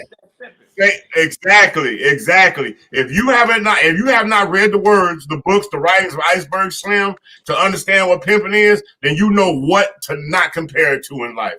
Okay? You say this ain't pimping. Compared to my favorite. See, these women, they get pimping and slavery. Yeah. Right. Yeah, first of all, I ain't selling no pussy. I ain't selling no pussy. Okay. All right. I Let got me a go here. question. I got a question. Hold on. So like I said, we're not there. I watch, but I'm not there. So when I hear people say the people that have come and maybe gone, and then they get, they tell what they believe their truth to be. Do you guys, is it like a communal thing? So if I come and I tell you, you ask me how much money I got, and I tell you, and you want it all, or I get a check or whatever, VA check, whatever the fuck people get and whatever. Is everybody just giving their money to the house? Can anybody So keep some of their money and put some in and keep some of your own? No. When you enter my life, Mm-hmm. when you say Baba G, Nature Boy, I want to join you in your personal life. I want to come near because I fuck with the way you think, right? I fuck with the way you do things. I want to be over there with you and join forces in your personal life with you. I want to come live with you. You know what I'm going to ask you? I'm going to say, it's flattering that you want to be with me, man. But I'm going to be honest with you. I can't have no smooches. What do you offer me? What kind of resources do you bring me? Because you ain't going to come here eating up my shit and ain't going to put none in.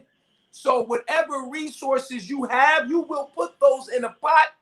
We all put our resources together in a pot and everybody eats from those resources. That's how I do things. So if you come here, you got money, all of it. Yeah, you give all of no. I require all of you if you come here. I don't want no part-time you. I require all of your dedication as I will give all of my dedication to you. It's all in over here. All money in, everything in. You see how the reason why I ask is because when people say that when Nipsey say all money in, that means if you come in, we putting all money in, everything in, your heart, your devotion, your loyalty, everything, blood, sweat, and tears to build what we doing. We require your whole life. You know what I'm saying? Here with us, like any other thing that you join, you want to join it wholeheartedly. Why would you part-time join something? It don't make no sense. Well, the reason why I'm asking is because, like, I've seen a few people who say, like, okay, I'm gonna just say it wasn't for them, right? I'm gonna just say it wasn't for them. It might not have been for y'all, or it wasn't for them. And when they're ready to leave, responsibility and say this. Let me take responsibility and say, not to cut you out. I just gotta say this. I want to take responsibility because I don't want to start painting a picture like I'm this perfect dude. I'm not. I got my demons, and a lot of people come along to show me my demons. And me and them fall out because my demons came up. Like, I ain't gonna sit here and tell you I'm perfect. Bro, I'm not the all good dude. I have good intentions, but shit, I ain't all good. So a lot of people that come to me do expose demons of mine, and that's all good. And I learn and I grow from them. But because I'm on a spiritual journey, yes, I get my demons from people in my life. But my shit get blown up because I'm a public figure. But I'm still showing you how to bounce back from that shit. Let me go here. But the rest of the question, he didn't answer. He didn't answer. Hold on. He didn't answer what I was trying to get to. The reason why I was asking, because like they say, all right, it didn't work out. They leave it. Now, because they done gave you all their money, their family probably done turned their back on them because they like, yo, that's some crazy ass shit. I don't know what the fuck you talking about. Don't call us. You left us. I've seen people say it like, I ain't had no way to get home. People was sending donations for me to get back home. Like, you guys, these people, if it don't work out, money. These people don't bring a lot of money. These people you talking about, they didn't bring no money. They took more than they gave. I took care of those people. Those people, the people that they leave. I'm just asking. No. We gotta understand is that people leave and ask for donation because at the end of the day, they just want to go do their own thing. You know what I'm saying? People see it as a come up. They like, okay, you know what? Because man, I'm gonna break it all the way down for you. Look, when you come here, you're gonna be faced with your demons. This is a spiritual path. I'm a spiritual dude. I talk about metaphysical. We don't live in this physical realm where we just doing physical things. We talk about traumas. We talking about addressing your issues. We put you, we sit you down. We get your astrological chart made. We get your demons made. We talk about your childhood traumas. We're in the healing process when you come here. When most people see their own demons, they got two choices: to apply the knowledge that we have here to their demons and stay in it, because it's tough facing yourself. And people don't want to face themselves. They go running. And here is the easiest way out: to join the Fuck Nature Boy campaign and make a fucking story about me and then feed the trolls. And that's always been an escape route for people to run from their demons that we've seen when people come here. Nikki, if you came here, you're coming here with the understanding that you're on a spiritual path. A spiritual path means that you're on an inward journey, meaning that I'm coming here to face myself and everything about me. As soon as you start pointing the finger, you're missing the point. You're no longer on a spiritual path. As soon as you start saying, he did this to me and he did that, you start pointing the finger, you're no longer on a spiritual path. You're running from self. The spiritual path is an inward journey looking at self and how I affects all this. How did I make this happen in my life? Taking responsibility and understanding that you have the power to change everything, and everything starts with you, and not running. But when most people are faced with the very ugliness within them, they like to run and like to point the finger. And if you ever notice, when people run, they always point the finger at me. I'm the easy target to let them go. And guess what? They stay there in their shadows and they keep pointing the finger. But when you point the finger, you miss the point. Okay. All right. Let me take this from here. There's a few things. And I'm trying to keep myself centered. Let me start with this. Your answer to "I'm not a pimp abuses his woman." And some people may think that I do that here, but that's different. A lot of the negativity, and especially what came when this came about, the first thing that blew up with me, and one of my sisters up in here asked that question about you beating on your women, the women fighting over you, and you got them to fighting and carrying on. What is that, particularly in the culture that you're creating, but yet we as Black men already have the moniker of our strength and our dominance is supposed to be to slap a woman in the mouth. And hell, we had a Black woman say that. What the hell is her goddamn? Shahrazad Ali. I can't never call her name right. Shahrazad Ali. Shahrazad. She wrote the book and said, hell, if the woman get out of line, just slap her in the mouth.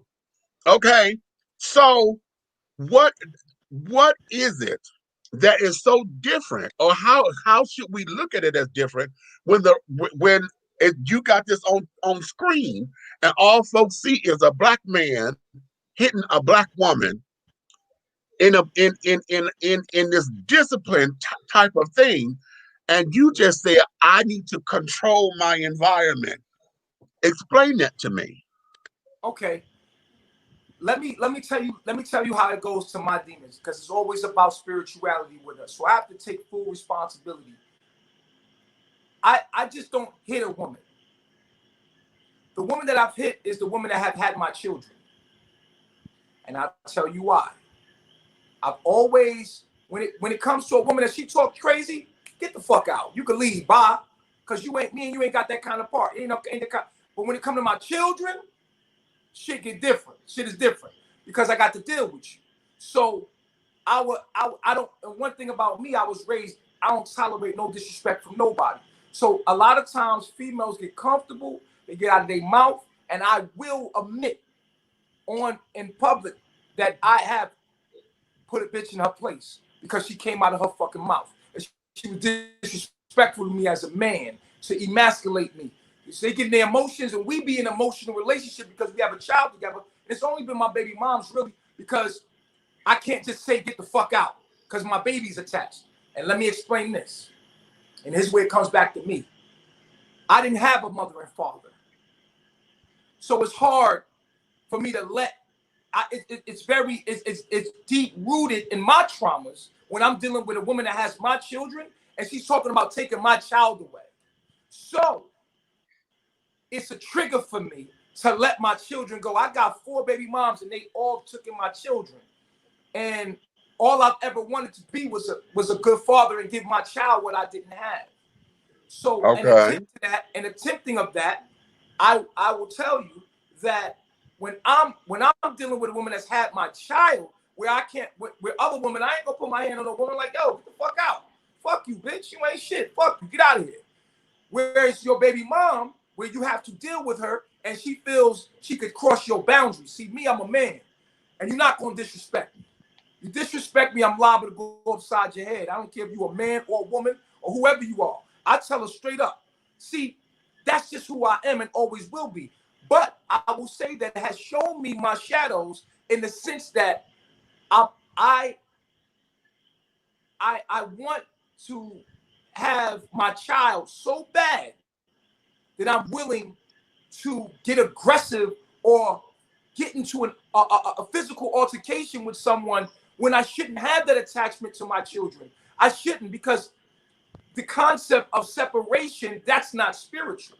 I should be able to let go of any of my attachments as I teach, but it has taken me to my traumas, and it has been exposed that in my weakness, in my own weakness, I have got physical because the opportunity of me loving myself through my children and healing that trauma in myself, when it's threatened that that's getting taken from me, I can get physically upset to the point of rage. And I understand that that is not okay. And that's why I'm like, okay with her, with my children being gone, and realizing that my true children are those that reproduce my knowledge. And then there's no separation, that I am my child, rather than, so I have made the mistake of falling short and making the mistake of getting physical with my baby mothers because of the fact I was raised without a mother and father. And I've always wanted to be a mother and father to my child. And I'm a very close father, and I'm a very hands-on dad, because I've always wanted to give that child what I didn't get. So this has been a trigger for me. And these have been shadows of my own, and my own demons that have came up. And I take responsibility to this day to say I lost self-control. And I fell short of the glory of understanding this, that separation is an illusion. That you can't take nothing from me. I am everything. And that goes against my own teaching. And so I will say to this day, I have learned that lesson. I have learned that lesson. Not to be all right, go here. Hold on, Meach. Hold on. Let me ask you this. In learning this lesson, now you already just said that you pretty much don't condone the behavior of a man beating on a woman. It's just an inner demon that you're dealing with based on your own. It's like like we all have buttons. And that's your button in life because of what you went through as a child. When it comes to my children, yes. When it comes to my children, absolutely. Okay, I need to know. This is what I need to know.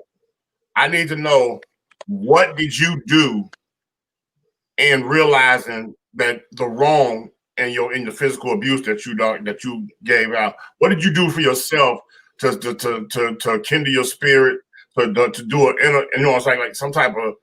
It's like me, like I have these things that I do personally when I'm alone by myself to check myself about the things that I've done in the wrong. Like, right. So what have you done? What do you do? You know what I'm saying? I'm more interested than you. What do you do? Me, myself, I go back to my teachings. And I align myself with my teachings, and I see where I went wrong. I self-evaluate. And I say, you know what? Separation is an illusion. It's an attachment. But I understand also why it happened, because of my childhood. So it triggers a trauma in me. And I'm so glad for my baby mothers for the universe using them to take the children away from me so that I can be sat with my own inner child and told, love yourself. Give yourself that love that you want to give the child instead of yearning for that. And so, yes, I will admit that is a childhood trauma that has been triggered through my baby mothers. And now that I notice that, I'm more aware of it, I'm less likely to let it trigger me. Okay. Let me go here. With you being the leader, the creator of these particular teachings, you have deemed yourself to be the Messiah to your family. If your message is to go inside and to make sure that you take care of self, and they have to come to you and come to you looking for this guidance, looking for the way to do it and carry it on, you said something that puzzled me. As soon as anybody said, well, he made me feel this way,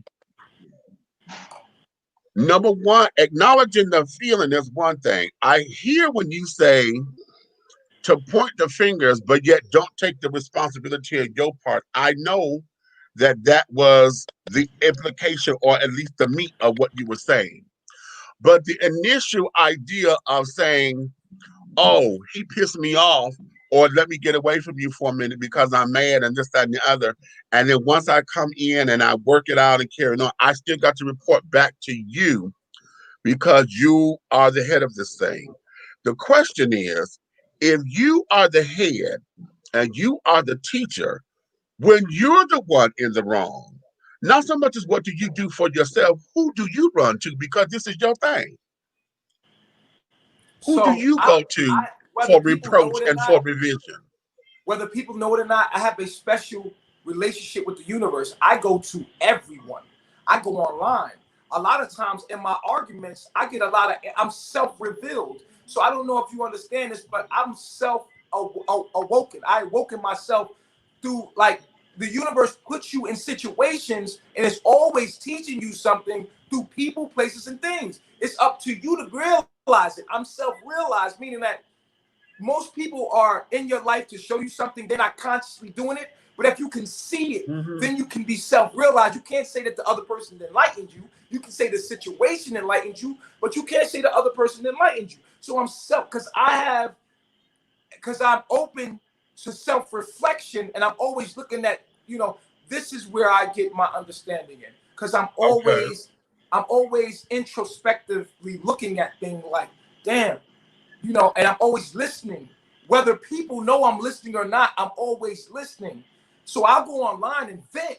And in my vent, I will come up with my own understanding. Like, wow, I'll be in an argument with a troll, and the troll will say something that make me say something, and I will enlighten myself just by channeling. You understand what I'm saying? So Okay. it's through my communicative abilities that I'm able to actually answer my own questions. I don't know if you ever done that before. Yeah, I call that the jackass moment in my book. Okay. Okay. Here, let me go here. Let me go here. Because one of the things is everybody has been focusing on the women who come. What about the men? Let's talk about the men for a minute. And this is going to seem a little bit that way because as a gay man, not necessarily I'm focusing on them for that, but at the same time I am, because with polyamory, or at least a community and a family that involves that, I don't want to fuck no woman. That ain't my thing. So in that, how does that work for the men who are here, for those who are there, and then those who want to challenge you because they know your past? You've been very forthcoming with that. How is it that they're able to live without disrespecting you and the wives? Well, I attract feminine men. It says it in my natal chart that I get along with feminine.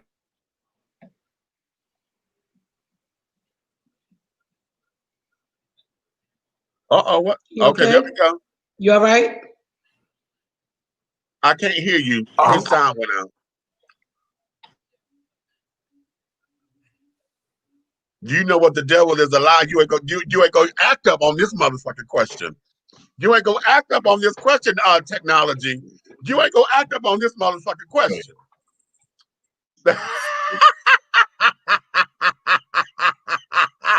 You ain't gonna act up on this question. You know what we gonna do? We gonna take a commercial break. Tell Let him him to get his go. I was technology getting ready to say, together. take a commercial break. You know what? And then we need to we really do need to take some comments and stuff, because the people going crazy and they want to know why we not acknowledging them. But you guys, we told y'all, I wanted to give him a chance to get out what he needs to get out. And then here's the thing. We're not acknowledging you right now because some of the damn questions that you got, we got already. And how you're wording it up in here is very disrespectful. And I'm not feeling great to put that out there because it's going to start some shit. And a lot of y'all know what the fuck y'all doing. So that's why. Let me do me and us do us, and we're going to come in a minute. So what we're going to do, we're going to take a commercial break, let him get his technology together, and we'll be right back, okay? So hold on. We going to be right back, Sharon. I said right back. You heard what I say? We're not asking for your permission. We're not seeking your approval. We're claiming what's ours in the name of our ancestors. We are their answered prayers. This is more than a movement. This is a revolution. Black innocence. What are yours today?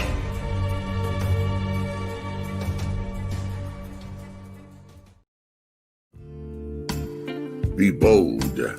Be unique. Be the tea. With a unique body oil fragrance from the Sensuality Fragrance Collection. The Sensuality Collection embodies a unique array of customized original scents created by Big Meach. Indulge yourself in such fragrances as eye candy, foreplay, anticipation, shower fresh, naked beauty, or pay homage to the motherland and choose an oil from our exclusive Wakanda collection. Over 17 different scents that will tantalize your senses. Order yours today. Log on to www.dishingtea.com for more information. Because remember, it's all about the tea. Sensuality, that is.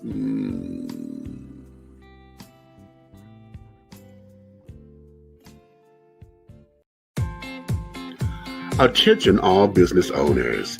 Use your advertising dollars here. Looking to reach a more diverse audience for your products and your services? Well, this is the platform for you. Dishing Tea Entertainment welcomes all businesses who wish to expand their brands and looking for clientele that's more than grown and sexy, but also the seasoned and sophisticated. For more information on how this spot can be yours, contact Big Meach at 404-914-5610 or go to our website at www.dishingtea.com.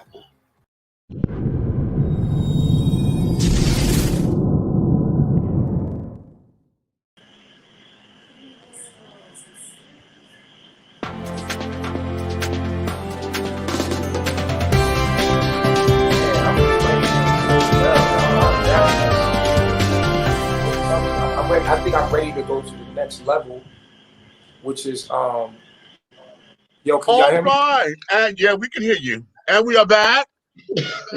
I was just about to text you, Chief. I was about to be like, you coming back in? Yeah, we are back. All right. Now, let's get into it. Oh, he put his, no, unmute yourself. Okay, there we go. Okay. So now, before we took this commercial break,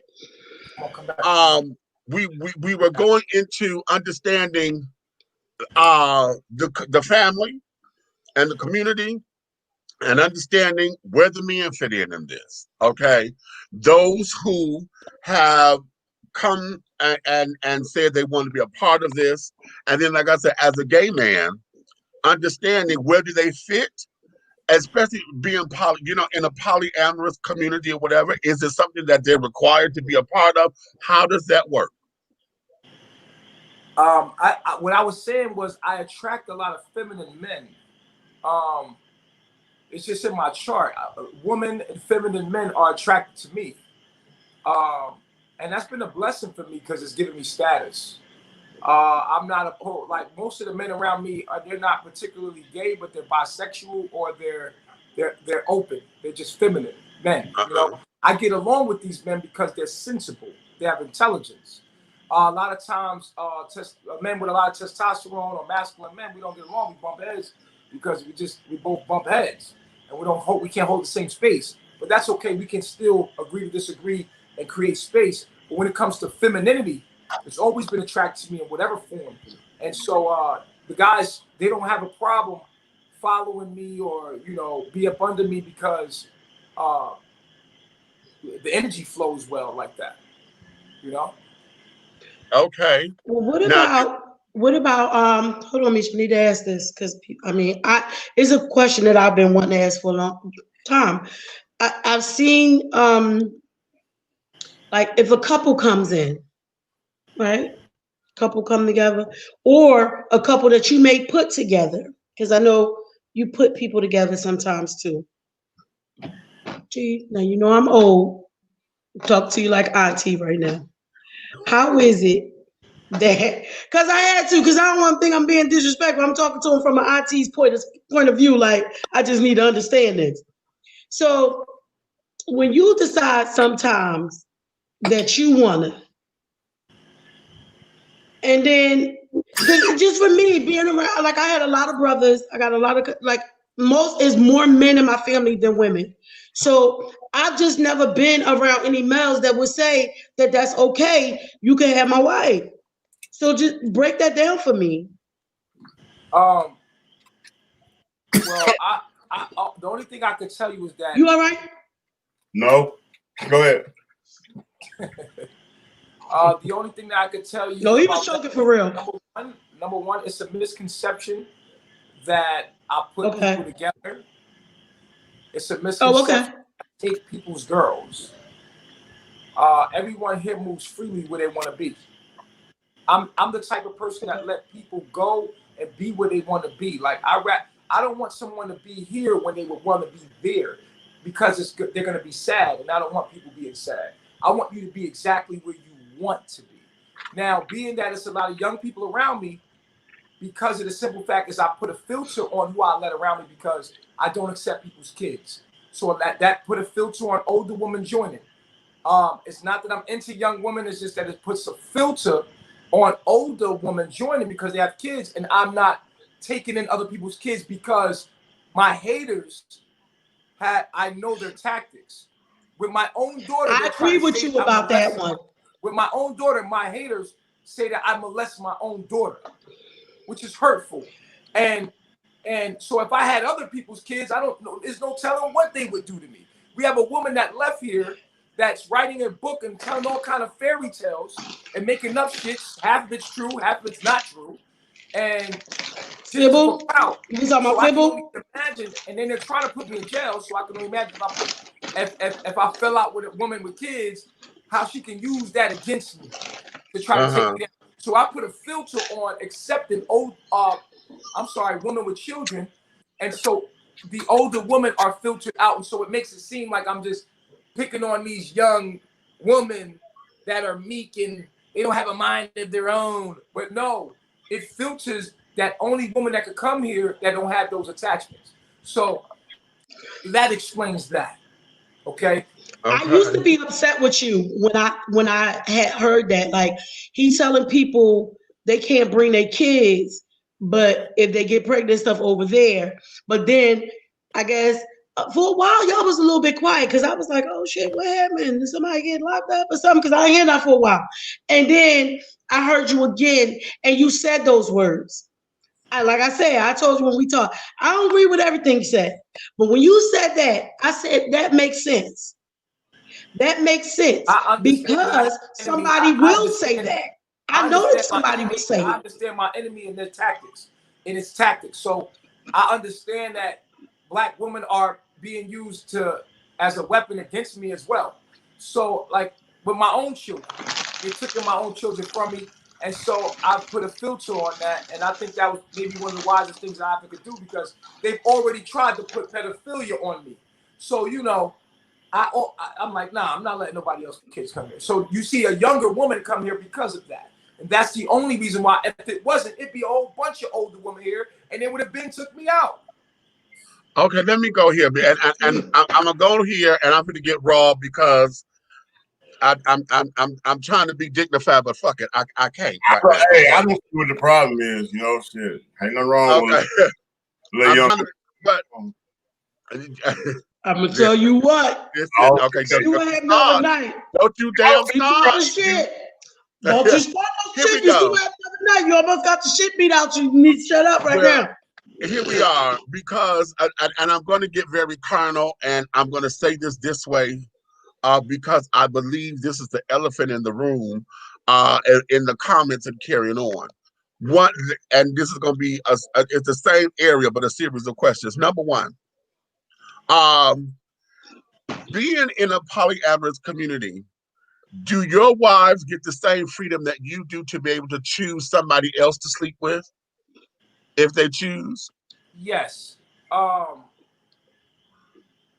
it's been situations where I've gotten to a point where, and this is a tricky one. This is a tricky one because it's been a situation where the younger woman in their development, being coming from a broken place, women are looking for emotional security from men.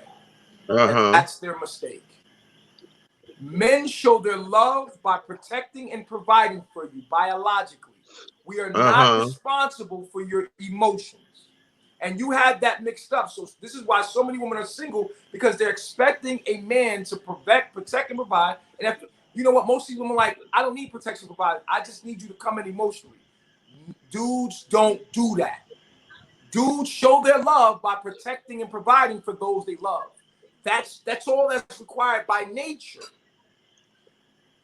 So a lot of times women are looking for emotional security from a man, and they're supposed to get that as children growing up. Because we're not raised in villages, we have empty holes and voids in us. Even the black woman, I've noticed this, she's asking the black man for emotional security. Okay. He cannot provide that. So let me finish what I'm saying. It's going to come into your answer. So a lot of times the younger women are confused between having a boyfriend, like with being with one of the younger guys here, and feeling that emotional void, and being with a man that is protecting and providing for her. So she goes back between being with Chief, who's a man who's focused on the future, their future, and doesn't have time for her emotions, and is focused on making sure that she has what she needs. And so they teeter back. So what people are seeing is, for 1 minute, they'll say, well, I'm not getting the attention and the emotional attention that I need, which we teach here is that you have to give that to yourself. You have to give that to yourself, self-love. When they don't get that, they want to run to one of the guys that can give them the emotional security. Okay, so let me go here, because you said that feminine men are in your attraction chart, okay? Right. And things of that nature. So when feminine men want to reach out to you for sex, how does that work? Because you have all these wives, and if you take them on, how was that with the girls? Well, I don't have sex with the guys. As people think I have sex with the guys, but I don't. Okay. I have admitted to the world that I'm attracted to transsexuals, and that turns me on because I look at them as women. And that's as far as I go, man. Honestly, what I'm attracted to is feminine women. Like, I like women. I don't like men. Unfortunately, I'm not like that. That's not who even when I was in the industry. When I was in the industry, I would have to watch straight porn to even I was gay for pay is what they would say. Gay for pay. It never was in me to be like I'm not a gay person. It's not what turns me on. What turns me on is femininity. So the femininity, now I know I said feminine men, but I'm not turned on by men. I got it. They look like women. We got that. And then I'm turned on by them. We got that. We got that. Yeah, Hold on. And more than anybody, we get all that. We got that. Yeah, we get all that. Okay, so we're talking about how men, or let's just say what we perceive to be strong men or whatever, they're not going to give us the emotional support, right? And man is there to protect and provide. I grew up in that, so that's how I feel too. So is that what you're doing? Absolutely. As chief, as the head of this, you protect and provide for the women. Do they Absolutely. have to do anything like outside of regular, what you say, woman work? I don't have a problem with it. I think any woman who wants to be domestic should be able to do that. I feel like that. I'm not that one to be like, oh, bitch, all he wants you to do is cook and clean and be barefoot and be pregnant. No, bitch, if that's what the fuck you want to do and you got a man that's going to let you just do that, go right the fuck ahead. Especially when you got a That's knack your for it. calling. Okay. Right. Exactly, because some people are just like that. And I don't have an issue with that. So is that how we roll over there? You take care of them, they take care of the house. Yes. I feel like Okay. a woman. I feel like a woman's place and her original trade is to be a mother, and that's a big job. When we're talking about raising a generation, that's the thing. Women Trade. don't Wait take a their minute. job Ooh, serious enough, and that's the problem with our generations and children today. Because the woman is working like a man instead of raising our children, and so this is the problem. And then when you have 3 women raising a child, it's even easier on 1 woman. So this is the solution Right. to our traumas and everything that we're looking for. It takes a village to raise a child. So it's not so hard on you as a woman when you have 3, 4 other sister wives. If we're focused on making this a better world and making a better human being through our children, but we're not focused on that, and the system is raising our children while you're at work. Let me go here. Now, if the message is self-growth, self-love, self edification, we finna get ready we going to rise, and we're going to matriculate into our highest authentic selves. When it's time to move on, okay, and I want to maybe go start my own tribe, or it's time for me to break from here because I've reached my pinnacle here, and it's time for me to take the next journey. Is there separation anxiety? Can they leave freely? Is there some ritual Oh that folks yeah. have to get out? Or are they are is this just the family, and yeah, you could build your own, but you're still an extension of this, and you could go over there, but you make sure you still check in with me. How does that work? Well, that's a trick question, because when you come in here, we're asking for loyalty and devotion. We're Uh-huh. not ever thinking that you're going to go do your own thing one day. Together we stand, divided we fall. We're more stronger together than apart. See, it's too many chiefs and not enough Indians, and that's the problem.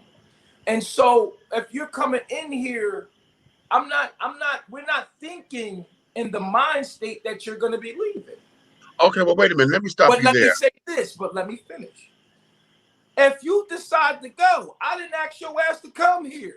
Hold on. Okay, but this is but wait a minute, because it may be a trick question, but if your teachings are I'm to get me over to there, my bro. better self, no, no, you didn't ask me to come. I came because of what you were offering. Now I got what you offered me, and your offerings that took me to this place. But now my loyalty is still here. If I'm saying that the God in me and all of my cells now, my God self has now become heightened, and it's time for me to make a move. I didn't know that without your teaching. So your teachings have told me and taught me that. How come I can't move and feel as though I'm Oh, being disloyal? right. No, you can get my knowledge online. I'm a public figure. You could apply that to your life before you came here. You joined me to join me, not to take from me and then leave.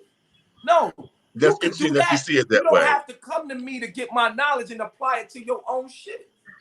You could go Now build that on was your own. always my thing. Yeah. That was always my thing. That what he just said right there. Uh-huh. Because I got an issue, and I'm gonna tell y'all, I got an issue with some of y'all people who've been watching for years. You hear all the negative shit. You watch all the negative shit. And then you still go. And then you leave and you say all the shit that people may have said before, but now you mad. It's not like you went in the beginning and you said, oh, no, that just ain't for me. I'ma leave. So why couldn't you learn what he was teaching from the other side of a screen and apply that to your everyday life, like he just said? Because what I'm not going to do is put every damn thing on him. Because you took your ass there Now, after you done heard 5,000 people tell you not to go. But you say, oh, well, I'm not going to go off what everybody say. But if you really believe in his teachings, to be safe than sorry, you can still communicate with him, still learn, ask him for whatever. You can still send him some damn donations, but you ain't had to go. now I'm because I'm there too. What I'm doing here is those who go because they done became intoxicated with it. So you're a There it charmer. is. You are a very sweet charmer, and so as you said, everything about you, something is going to be attractive. So somebody got attracted to it, and what you giving off the screen ain't enough because now I want to touch you. I want to breathe it. I need to be around it. And yes, I can sit down here. I could do that. They told themselves that yes, they can. I can go here. I could do this. I'm gonna put it to you like this. Everybody can't have no fucking three-way. Okay? Everybody can't have no three-way because in order for a three-way to work, everybody got to be attracted to one another. Okay? Right. So if I come and say I'm gonna be your third, okay, and I'm saying, okay, yeah, I don't know that so-and-so ain't attracted to me. So when I get there, what I thought was this picture, what I thought was going to be, is not what it is. So those are the ones who say this ain't for me.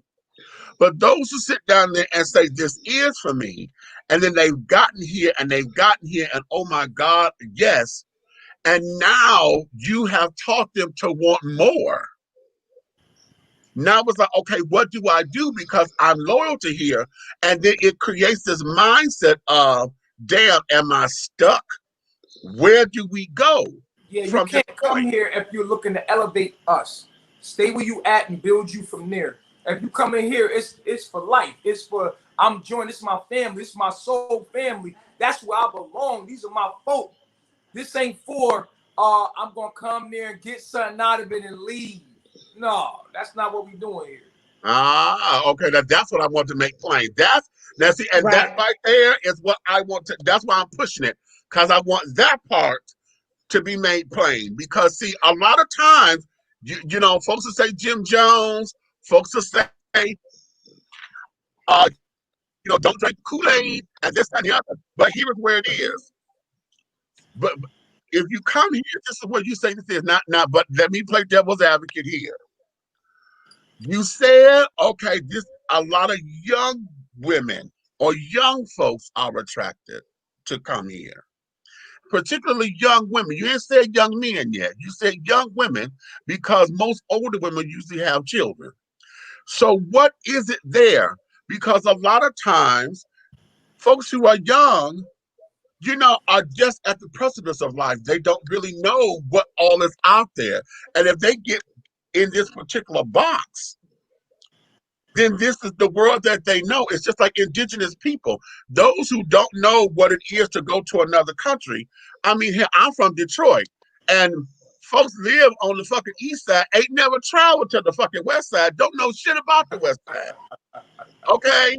Don't know, and baby will sit down there and cuss the west side out because that's where the white folks stay, and that's the rich side, fuck the west side, and it's the same goddamn city. Okay? So saying all that with young folks, especially how as one matures, as one grows, as one becomes aware of life and this, that, and the other, how is it that you say, oh, well, you stuck here for life here. You came here. I didn't ask your bitch ass to come. You came here, but now you stuck. How do we rectify that? How do we make sense of that? That's my dilemma. You have found my dilemma. You're very wise, I must tell you. I'm 50 years old, baby. I've been around the block a million times. Baby, we's 50 around these parts. I like. We 50 around these parts. You felt my issue with young people is that they don't know life, and so they come trying to find themselves, and this is where most of my issues are coming from, because when they leave, it's because they figure out this ain't for them. And wait a minute, before you finish, let me give you a caveat here to consider. Maybe it wasn't for them for the long haul. Maybe you are that stepping stone to say, you know what? We are just like going from 20s to 30s. Okay, 30s to 40s. That's a huge dip. And then let me add this caveat to consider as well. You keep saying, my childhood, my parents died when I was 1. I've been in and out of the foster system. So you trying to understand what loyalty is, trying to build a family, trying to have a sense of belonging. Is this something for you as well that you're covering, that you're hiding, that you need to cloak and dagger to say, I still got to work on me? Hey, he got you. He got you. Yep. Got you. That's it. And I'm gonna tell you something. Look, in these last couple weeks. Go ahead. Let me respond to that. I like this guy. I like him. He got you, dog. I'm glad I did this interview with you guys. You surprised me. You are very intelligent beings. And I just want to say that for anybody in the room, this has been one of the most greatest interviews I've done yet. Well, thank you. Bless your heart. Meach, I'm impressed. Because you're bringing up things about myself that are deeply hidden that I know about, but you were able to see. And in a matter of seconds, which is a gift. And that's why I always teach that homosexuals outside of sexuality are gifted. Because I've gotten to know many of them and know that they were gatekeepers. They're called the gatekeepers, right? Mm-hmm. You call them the gatekeepers. That's what they called you in indigenous times. You were the oracles, the people that were healers that can see things that most of us couldn't see. So I always teach people that it's always good to have what you would call a gay person as a friend, because you want to keep these people by you, but your energy is being harnessed for Babylon, and it's terrible. And I see it, right? It's terrible because I'm like, yo, these people are some of the most intelligent people on the planet. They have a gift, not a curse, a gift. Look at how long I'm chief. I'm the Messiah, right? Mm-hmm. And with the matter of, and I'm always the one with the answers. And I haven't gone on a gay platform or someone that was a gay platform, but look what happens. You actually can see me. Surprising, this doesn't happen. People usually ask questions and you're like literally getting into my most deepest traumas immediately. And I'm impressed. That's very impressive. Not to say that I want to ask you.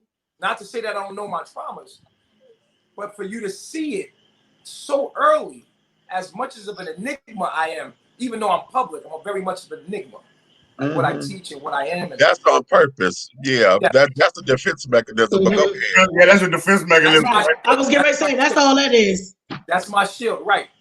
So I'm glad that I'm able to meet you and talk to you outside of the physical realm, the spiritual realm, the mind. I'm glad I met you, because that let me know that you're deep in me and you can go to those levels. You understand? It's hard to find people like that. And so are you, Miss Nikki, and it seems like you are too. This whole panel is going to be therapeutic. What you feel? Well, let me introduce you to something here, because you're looking at 3 people that are guided by spirituality on three different realms.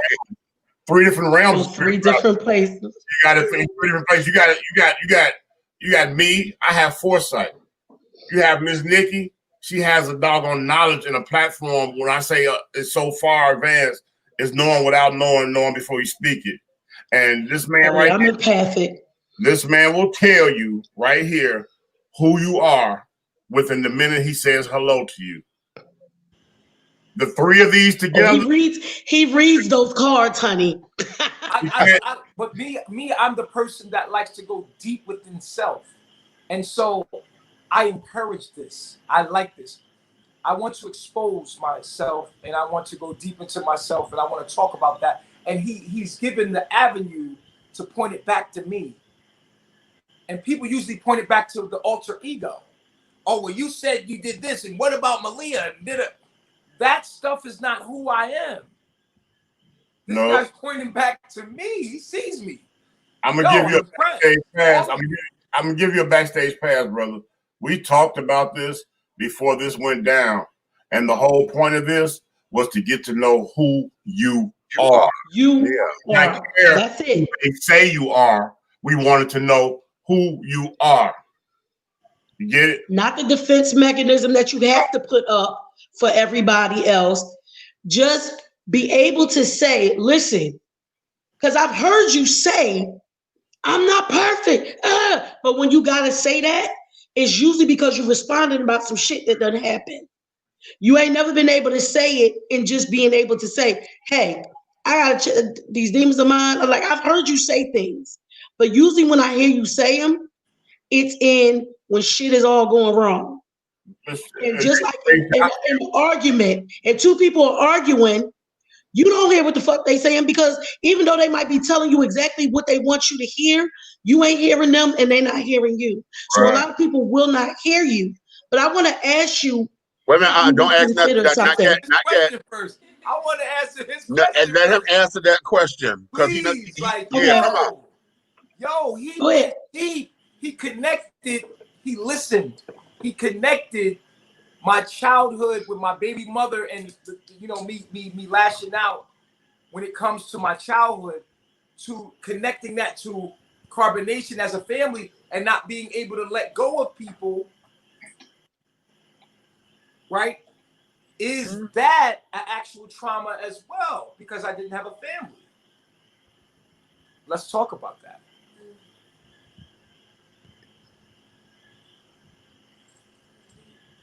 That is one of my traumas as well. Okay. Yes. And I do want family. And I've seen that part of myself where I am clingy to the people that come and I have these deep relationships with them. And they continue to leave me to show me that I have to love. This is why my message to the world is I love myself. And what you're seeing online is me dealing with my own shadows. Hold on. Is it your shadow? Or is that what you're calling it? Because what I'm hearing is that you may be addicted to love. And wanting love, needing love, and then experiencing it. See, what I hear, and from what the folks are trying to paint here, is the symptoms of what addiction does, because it becomes erratic when we lose control of it. And if it's love that you're looking for, then you're going to get it and you're going to put that energy out there so that it attracts. But then when love ain't what you thought it was, then you get out of control and then you fight. That's that dominant male trying to fight to control the atmosphere when folks are like, honey, I've given you all I've got. I ain't got no more to give. Ooh. But see, that's a three-legged table, Meach. You know what I'm saying? No matter what side you lean and weight on it, it's going to fall. That's it. Address that. Hold up. Because, I be bobbing so low with these people that just to talk about this stuff and to expose the real me and to get a chance to actually talk about these things is such a gift. And I don't want to talk over what he just said. Yo, I overgive because I want love. So I overgive people. I overextend myself. This is an aspect in my chart. That's crazy you said that. I do. I give people the ultimate love, right? Like a parent's unconditional love. And I'm looking for that back, and they're not able to give that back. And let me speak from the mom. Hold on, Chief. Hold on. Because I need to tell you this. It's pouring out. I gotta tell it. Please not address the trolls, please. If you feed them, they're gonna keep coming. Oh, no. This ain't from them. This is from me. My statement, please. Go ahead. Because I can't let it go. It's about to jump out my chest. Go ahead. It ain't nothing bad. Go ahead, finish your stuff. I'm telling you, I'm giving you this from a mom. I'm giving you this. The other day you were on with somebody, and although it was a little rowdy because that's just how y'all was talking. No, that one actually wasn't rowdy. The young lady was letting you know, Chief, you are wanting this loving family, but not everybody that you let in is it. Maybe you need to see it's 3 people next to you, right? Those 3 women next to you. And I don't know all the dynamics. I know you like to be like, oh, everybody love Malia. Y'all know Malia to get rowdy sometimes too. All that. But maybe if you put all that love and stuff that you say you want and have into what you already have, show the females and the guys that you teaching there what you already have. Right now, say no when somebody calls. And get it together with what you have. And then when you go to teach, it'll be so much stronger without all the crazy energy from this person just came and fucked up everything that y'all just got together and stuff like that. Like, when I reached out to you, it was a day that I said, that's the first time I ever seen him as a human being. You wasn't cussing nobody out. You wasn't sounding arrogant. You wasn't flipping out or being disrespectful. Because there was a couple times I was like, he called one more girl a bitch, and I'm going to just go straight off. I'm going to find his ass. But the day that I watched, the day that I've reached out, that wasn't you. And it was because of that place of hurt. You know what that hurt was, right? Because that hurt keeps leaving and coming back. Okay. In that moment, I got to see a man hurt because you was trying to figure out, why the fuck do I keep letting this person keep come back and leave and hurt me again and leave, hurt me again? Because you're not thinking that you're enough. Somewhere in you, even with all the knowledge and stuff that you have gotten, there's something in you that thinks that you are not enough. Let me go. You gotta stop that. You have to. It's not about stopping it. What he has to do is acknowledge it, because now this I'm gonna give you something that's probably gonna piss you off because I'm finna say it like this. Okay. A lot of your reconciliation has to be with God and whoever you call your higher power, because somewhere that child in you is angry at God for taking your parents and leaving you in this particular situation. If a God loves me like that, how could this be? Then this is why I'm hearing that your message is love is here. I am God because all the love is here. That there's from the teachings and stuff that you learn, because God lives here in the heart. That's what Christianity teaches. God lives in the heart. So everything that you need is already here. What I hear your message to be is to tap into it. Self-love, self-heal, self-heal.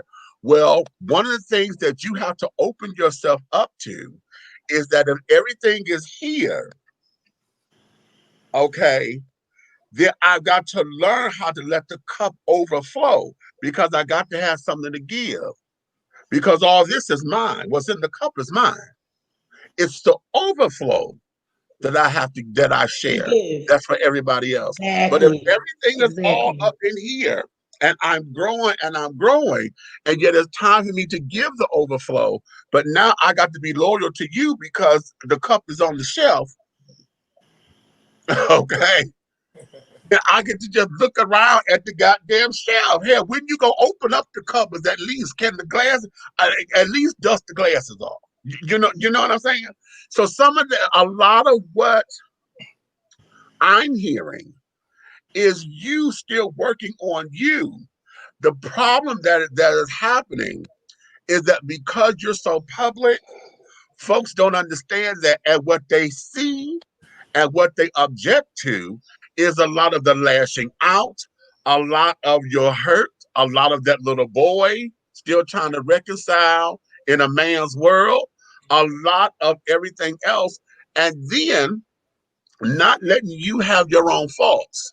And here's another thing: as you profess it to be Messiah, everybody who knows God, God doesn't have mistakes. God doesn't have failures. God doesn't have flaws. So if you are their Messiah, for everybody to see you with flaws, that opens you up to scrutiny because it's like, who the fuck are you? And it gives that, and a lot of the negativity that you have is all of that. And because of that, you become this wonderful charmer. You become this, what a lot of folks would say, a manipulator, because it'd be a play on words when all this is healing for you, so that you can know that you are worthy of that same love that you saying everybody has. Well, damn. Okay. Well, come on through and finish the word. Well, damn. Okay. Well, look. I hate to break the news to you. That man's dead on. Because everything he said is glowing out of your skin, brother. It's just shining all around you. But here's my thing. From what he said, it made me feel some kind of way because you and I share the same thing. I lost my parents early. You know what I'm saying? I've had to face this world by myself. You know what I'm saying? And I took some paths that were, you know what I'm saying? I became the charmer, the manipulator, the leader, the follower. You know what I'm saying? My name, a phone call from me to Chicago had folks locking up their doors. Okay, I really was an asshole out there. I had to really find myself, and you know what I'm saying? Everything that you're doing, the doggone, I was trying to replenish and I had to set up that thing. Okay, well, I had nobody to guide me, so I wanted to turn around and be the leader of all things. If I couldn't be the one to say the alpha and omega, the dominant, or this or that and this and that, if I couldn't be none of that, I don't want to be bothered with it. You know what I'm saying? And I found some demons inside of me, brother. That's why when you spoke about that demon of the domestic violence things, that people, they take one little thing and they point the fingers and all that, you know what I'm saying? Not understanding the demons that you're dealing with within yourself. You know what I'm saying? The buttons that are pushed to take you to that area. They don't make you that person. The situations make you that person for that moment. And I've been there. I'm listening to all this stuff all over again, and I'm finding bits and pieces of me, and I'm starting to get an understanding. At first, I didn't understand you. I'm gonna be honest with you. I didn't understand you. I went back and I read and read. I tried to find the homie, and I kept finding. I'm like, yo, bro, something ain't right. Something ain't right. But the problem is,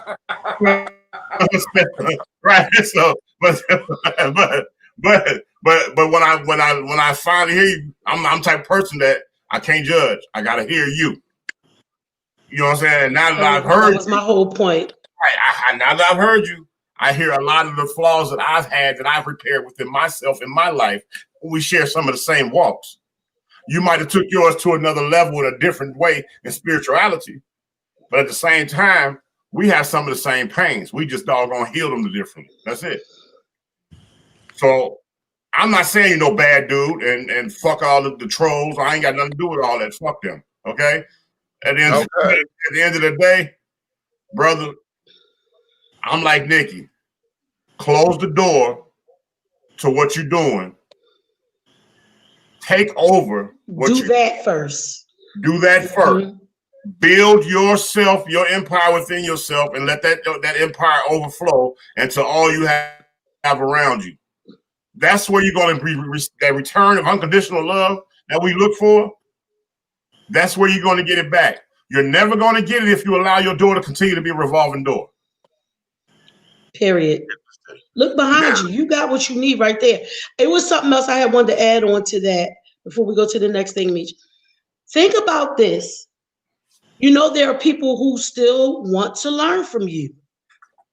How about you do retreats? Not everybody come the fuck to stay. Let me come teach y'all some shit. Get out of your head where they all gotta stay.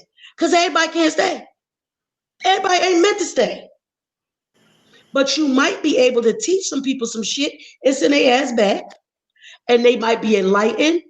They may be able to change their lives. Maybe yes, maybe no. But you can pass on what you got, but they ain't always have to stay. They don't.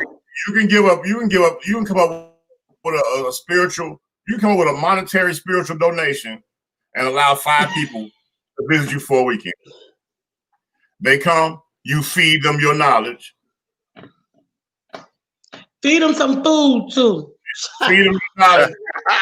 No, but they're tired. No, Nikki. I know I am. But just feed them. Everything this man is doing. No.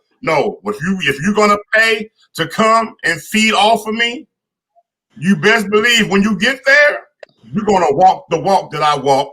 You're gonna talk the talk that I talk, and you're gonna learn what I'm giving you. Now you might be a little upset because that weekend chapter. I'm only gonna give you just a little bit. Right. Okay. Because you only coming for the weekend. You ain't no whole book. But I can help you out a little bit. All right, now let me get up off him for a little bit because I wanted to process that, but I want to go here because I want to lighten up the mood just a little bit, and that there is let's talk about the fun and the activities of the family because I keep folks want to sit down here where he drinking, he like to get his Hennessy, he like to smoke his weed, he do this.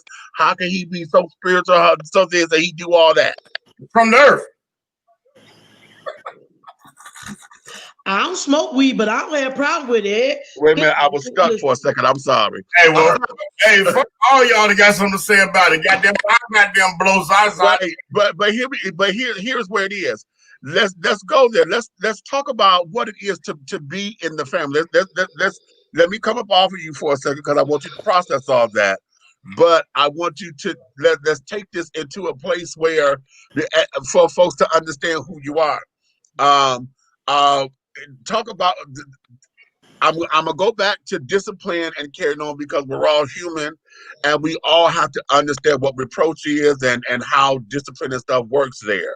But before we go there, let's talk about what it is to enjoy being there. What is it? I know in my promo that I had a picture of you all hugged up with a woman, honey, in the water, butt naked in Canada, which was a hot bus shot, honey. That was hot. Nana. Okay. That was him and Nana. Oh, honey, that was a hot bus shot. I thought I was going to get one off of that one, baby. It took his ass to find that one. It took his ass to find that damn I sure did, baby. That is not one of the ones I sent to you. I knew that was a big Meach moment when I saw the advertisement. Exactly, because that was not one of the pictures that I sent. I swear to God, it was not. I was like, okay, that's a nice ass picture. Where you get that from? That was a dope picture though. Artistically, it was dope. Yeah. So let's talk about that. We filmmakers and musicians and stuff too. So along with understanding, how to connect with nature, getting into the soil. A lot of us I'm not a gardener, but I've done it. And I understand what it is to understand the richness of the soil and carrying on. I know what it is to be on the beach and you got your toes in the sand and you get in the water. How many of y'all have ever skinny dipped, honey, and just been in there, Oh, honey. Okay. So in understanding all that to connect, and understanding that we are a part of everything. I'm going to tell you something. I was out on the boat with my Caucasian friends, child. This is the first time that it happened. I've been on the cruise, but this is a friend of mine who had a boat. and oh, okay. Oh, you So, brave as fuck. You was on a boat with white people? yeah. And so we out He in Lake crazy as Michigan. hell. I ain't getting on Listen, the boat with no damn white people. listen, we out in Lake Michigan, child. And it was at that moment because, and we well, it seemed like we was in the middle of the damn lake, but we wasn't. But it just seemed like that. And the sun was setting and carrying on, and it was at that motherfucking moment that I realized how insignificant my big ass is to the whole scheme of things. Because it was that I heard somebody say once, if God is the ocean, that I am just a mere cup of it. And that resonated with me so loudly at that moment because I felt like and then I'm Pisces, so water is my element anyway, baby. I was there. So, and I'm saying all this to say, understanding the connection and understanding how we are. What is it that you guys do for fun, relaxation, in order to build the family and to have the high spirits to know that this is how we come together? We like to be in nature, just like going to the river, going to the beach. We also like teaching the knowledge. We like to party. We like to dance. We like to have sex. We like to drink. Oh, We like to do anything anyone else does. You know, we like to make music. You don't know nothing about no music. You You don't know nothing about no music. Oh man, we got a whole catalog of music. Well, we'll talk about that later. I'm gonna see what you're working with. Okay. I sent you the text about Red and stuff, so y'all gonna be able to talk music. Okay. So yeah, I'm just glad that y'all able to talk to us. But I really wanted to go more deep into like what you said, man. shit. Go ahead. Like, I'm sorry, I'm playing something. Shit, I didn't mean to play. Go ahead. Y'all so mature. When it comes to letting people come visit here, that's a dub. That's not gonna happen. But only because my haters find my location and they abuse it. They send police out. I don't know if you know my history. Once my haters find my location, Well, you know I do. I would never let anybody come here to visit. That's another reason why I'm gun-ho on who comes here. And I wanted that brings me to my point. It's not that I don't want to let people go.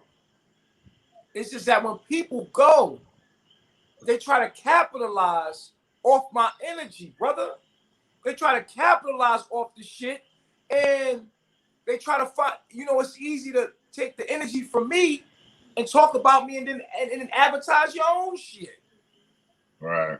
And yeah, but you know what? You can't keep getting so wrapped up in that. They're gonna do it. They've been doing it. So if you're letting somebody who didn't want to be there what I'm saying take to you is off of what you're trying to teach. At this point in my life, I've evolved to create initiations to even get to me. Like entry tests. I have an entry test now. You have to know my knowledge. Oh, yeah, I heard. Go ahead.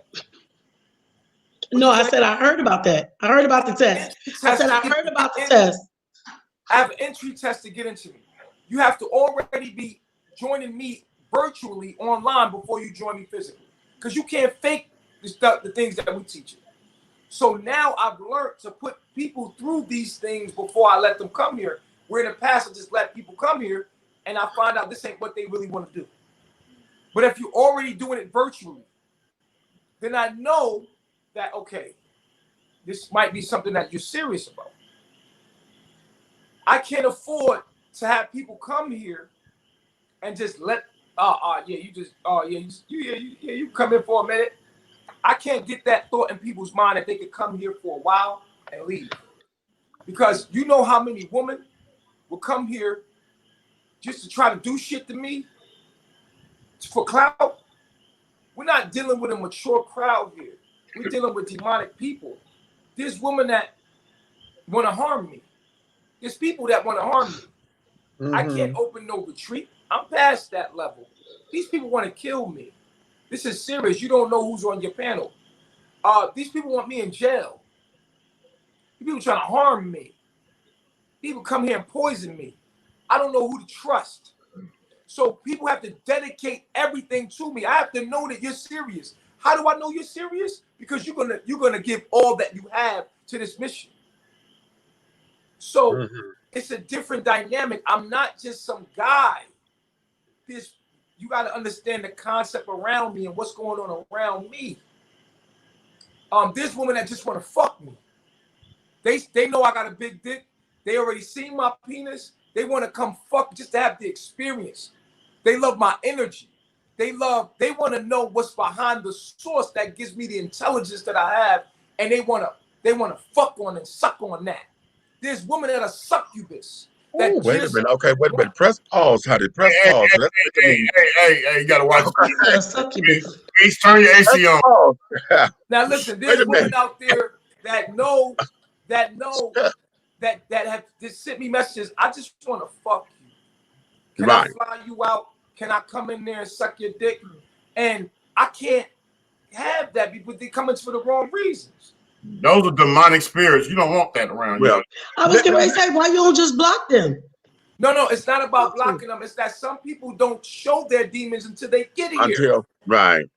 Until they get them. Some people act like the whole point of me bringing up that situation to see. That's what I wanted to hear from you. I wanted to hear exactly why you're like that, and now you're telling us what, because I wanted you to understand that when they get my address, they send police video clips and scare people in the neighborhood and make them think that they have some dangerous man there with a dangerous group, and then they wind up kicking us out.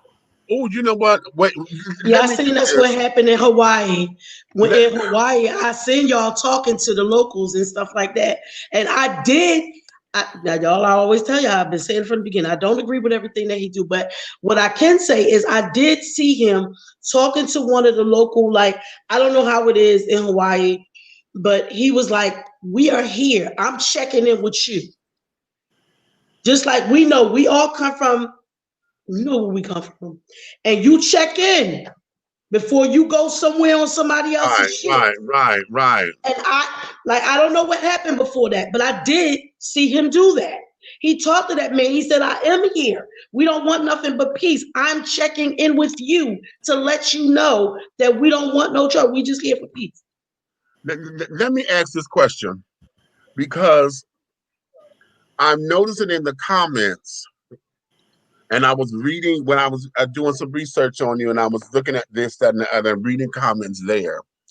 You have a very specific language and a very different spelling of words. And Karen, I'm seeing folks are spelling myself. When the people saying I love myself. And you know, they're spelling myself NYCE, you know, and carrying on. I'm noticing folks are saying, you know, well, I am, they spelling IEYE.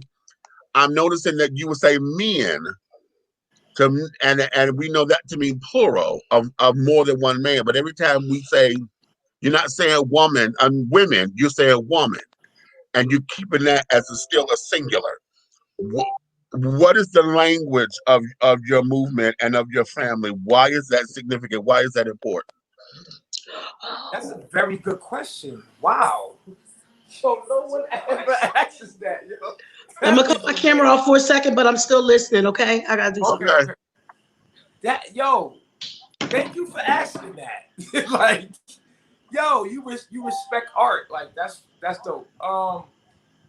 I start spelling myself that way, so subliminally we understand that we're selves. It's spelled MYCELLF. You see cell in there. You see cell in there. So that's because of the cellular. Right. I got it. Myself. And thanks for asking that, because it allows me to educate people on why. And so subconsciously we say self. Like we're self. And when it comes to woman, we put womb on there. Womb. Right. Because she's a man with a womb. Yeah. Right. That's what it means. Yeah. Creator of creation. Go ahead. Right. So it's to recognize that she holds our womb. She holds the womb that we portal through. It's to recognize the womb man and let her know you have a womb. You're a man with a womb. We break down the anatomy of the woman. I mean, she has a clitoris, which is likened to a penis. She has ovaries, which are likened to testicles. So she's a man with a womb. So we want her to recognize who she is by saying that. You know what I'm saying? We spell it like that. That's dope, man. I'm gonna make you some t-shirts. That's dope. Listen, I like that. I like that. Yo, what the hell? I really like that.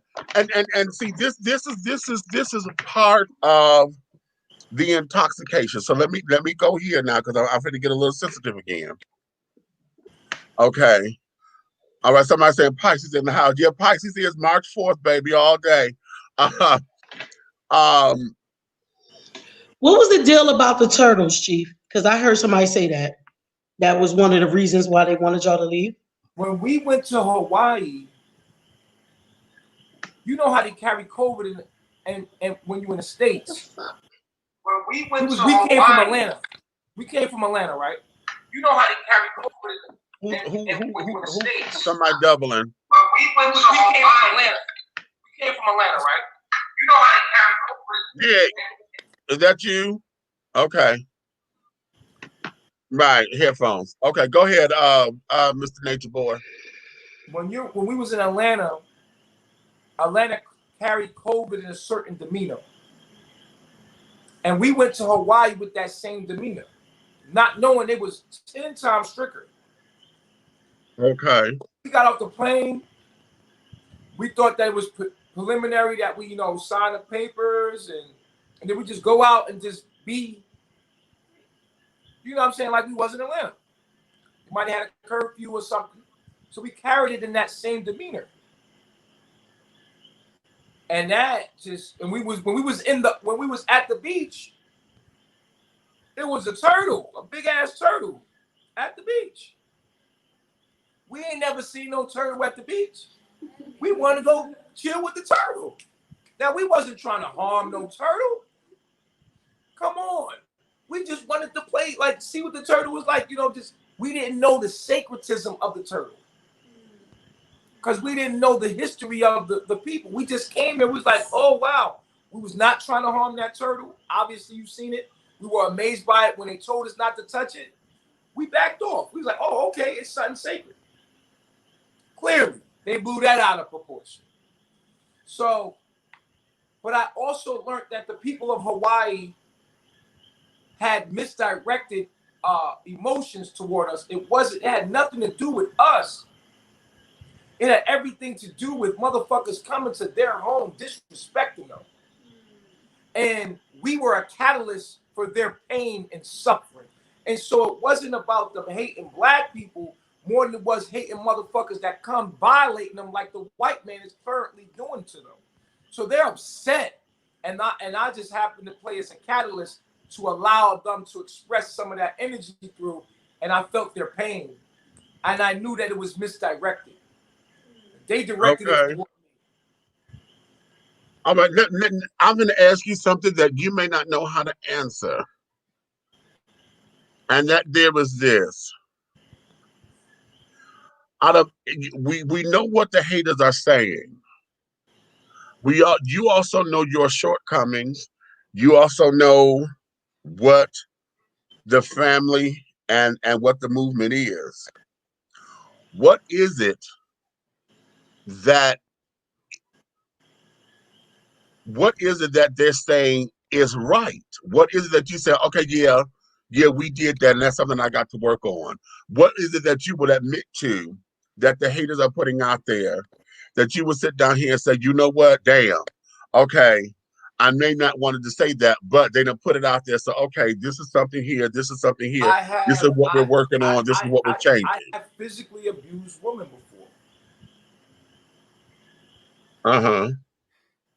That's true. When it comes to my children, it's been a trauma and a trigger. And they're right about, me physically abusing women when it came to my baby moms. Now, are they right about be always abusing women. No, they're not. They take it to an extreme, you know.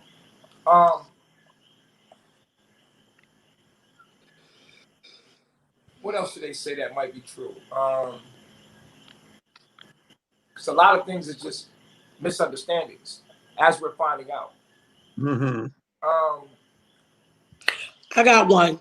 What? Okay. So, because I really was trying my best not to bring Nana up as much as possible.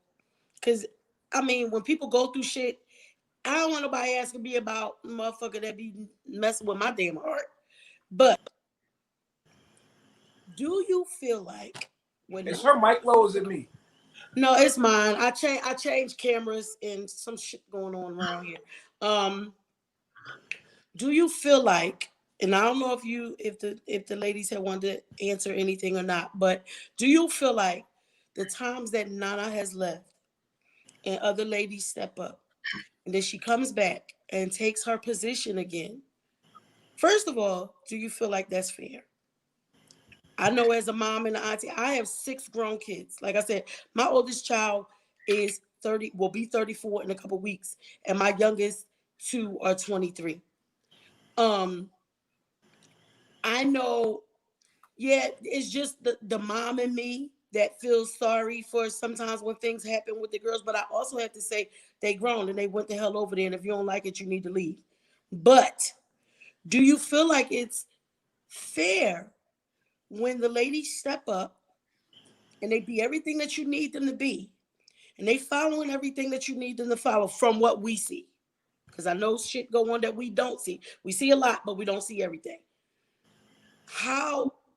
Why do you feel that that's okay for her to keep abandoning all of y'all? Because I'm not going to say just you, because then she's a sister wife.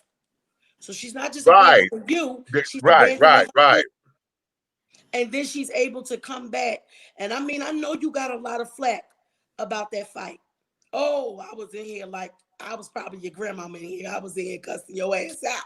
I was like, nope, shouldn't do that.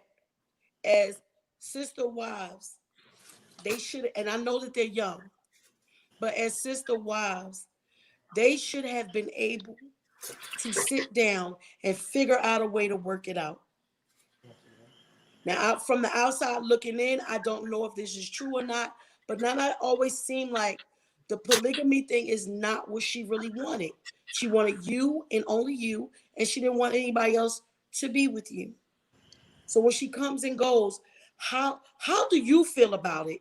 And then do you feel like it's fair to you and the sisters? The reason why I let her back is because of my daughter. Because your daughter, yeah, I heard you say that. I need to continue to tell you guys that me and Nana don't have the connection you think we have. Okay. Nana's 23 years old. I'm 38. There's things that she don't know, and with her personality, she's not being able to be guided because her ego is too inflated. So she has to go learn the hard way. I can't tell her nothing. And her reason why she comes back into her position is because of my weakness when it comes to my daughter. I want my daughter to know that her father loves her. I want my children to know. Growing up for me, I only wanted to know, did my mom and dad love me? Did they love me? You know, they died when I was so young. I never seen them before. I've always wondered in my mind, did they love me? My thing is to get my daughter long enough to allow her to know, I love you. Your father loves you. And don't let no one tell you different. I love you. Mm-hmm. And I will do whatever for you. And that's me trying to talk to my mom and dad. Okay. And when it comes to Nana coming back, y'all thinking like, oh, he keep letting her come back and forth, but y'all don't understand the relationship that I'm going through with my children and the woman that I'm No, having them with. I get it. I get it. What And everybody keeps bringing up Nana, and I'm like, nah. Bro. Nah. Is it okay? So you let her back. I get it. You want to be able to see your daughter. So, but is it that is Nana giving ultimatums that I'll bring your daughter back, but I get my spot back? Is that an ultimatum? No, I'm offering that. I'm like, come on back, baby. You could listen, whatever you want, you can have it. It don't matter. Y'all get the fuck out the way. Move, because Nana coming back. But it's not about Nana. It's about that little girl knowing that your father loves you dearly. I love you so much, and I don't want you to ever walk around in life not knowing if your father loved you and have to question that. And now that she's upset with me, the worst thing in my mind is that she would ever tell my daughter I didn't care about her. And same goes with my sons. I've only wanted a chance to let them know that I love them. That's it. Let me go here. Let me go here. Because what you just described is you walking through you being dead to them the way your parents have died for you. Right. And so this here, okay, that's my inner Iyama, honey. This here is a pattern. That's the pathology of this. Mm-hmm. Okay. And in that, this here is your irrational behaviors, your acting out, your this, your that. It becomes all of that. Now let me ask this. And you have the three women here, and I'm gonna take your lead in this, because a lot of folks think that control is that they don't get to talk. We've seen this, we've seen this on the TV. We've seen this in other shit. We want docile women. The whole thing of a lot of black men think that if they get Asian women are so docile, honey. Eddie Murphy made a joke about that. You may speak, and all that shit. You know what I'm saying? How is it for that, for the women to be able to talk and to be free to communicate or whatever? Or do they always have to do that in your presence? Is that something that are you constantly there to make sure that the information or something that's sacred is not spilled? What is that? Because a lot of folks are looking at, why are they so quiet? They there, but they ain't saying nothing. And oh my God. It's kind of like I'm the articulate one. And sometimes when you're the articulate one, you become the voice for your people. Right. And you're the best person to speak for your people. And it behooves you to allow the spokesman to represent you. That's true. Rather than allow someone that's not as articulate to get caught up in things that they can use against us. Right. Right. And let me put a footnote there, because oftentimes it would be just that. See, they would ask the questions that they can't answer to trip them up. Right. You know what I'm saying? That to say that. Yeah. But I'm you see that a lot. Outspoken one. I know you are not trying to call me. I'm the outspoken one, and I speak for my people. I'm a voice for my people. I'm the one that talks a lot. That's what I do. They don't talk a lot. So when you talk to them, they don't have the articulate ability to articulate themselves as well, but they have ways they use art. They use art through music, dance. They have other ways of expressing themselves. And everybody's not articulate. Everybody's not meant to be articulate. And so it's best that Farrakhan speaks for the Nation of Islam rather than someone else. Or there has to be trained articulates that's able to speak for the hearts of their people. So that's why we do that. We do it that way. You know how you were just saying about, your kids. That's the thing for you. Your kids, you want your kids to know how much you love them. My question is, what about the ladies who have left their kids behind? Do they feel the same way, and are they allowed to reach out to them, talk to them. We on video and stuff all the time. Are they able to do that to let them know that they miss them, they love them, and they care about them as well? Absolutely. When it comes to Aya, all right, for instance, when it comes to Aya, her baby dad won't give her her son. That's the situation she's in. Her baby dad's being a dickhead. Like, he's like one of them guys, if he can't have her, then he's gonna make it difficult for her. You know what I'm saying? To even get her son. And when it comes to Malia, her family is making it difficult for her to get her son. So they are constant. Of course, you know, I'm constantly encouraging them to make sure they get their kids if they can, because I'm the advocate for that. Why would I ever, no matter what people are saying out there? I was going to say it because it comes from what I've always seen. It was like, well, he won't let them bring their kids. He say it's all about his kids, but what about their kids? So yeah, No. I wanted you to be able and to that's you know, I'm so misunderstood when it comes to that. But now that you're getting to know me, you would know that that wouldn't even make sense. From my traumas, that wouldn't make sense. Because I'm gonna just say, as a mom, I don't give a damn what I was learning. I ain't leaving my kids. But that's just me. I tell people all the time, we are so transparent on our platform. I've been married 3 times. The last 2, that was just on me because I shouldn't have said yes. But the second person said to me, well, y'all know it was true. I said yes, but I shouldn't have. Because I had in my mind that I was always supposed to be a wife. I was married now. Right. Yeah, I was married now. Yeah, but I was brought up to, you ain't the girlfriend, you ain't the baby mom, you's the wife. That's what I was brought up to believe. And that was wrong of me. But I remember my second husband saying, I came home because my kids are with my first husband. He said, ooh, they said if they didn't want me here, I wouldn't be here. And I looked at him and I said, well, they told you right. But when I say that, I mean because my kids were the kind of kids who cared about everybody. Because we loving.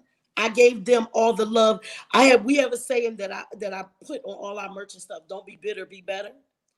I didn't have the love that I felt like I was supposed to have because my dad was a gangster and my mom was the gangster's wife. So I didn't have that. So I say, don't be bitter, be better. And I know that my kids are very loving. So I had to tell him, listen, if my kids said that they didn't want you around, it's because there's really something wrong with you. Because that's not the way that they are. They were right. He was strung out on drugs. So you got to go. Period. Like I said, I don't let people's children here, and I'm particular about that because of the fact that people can use their children. Yeah. I totally when get it comes it now. When it comes to Aya and Malia, I know they would never do that to me.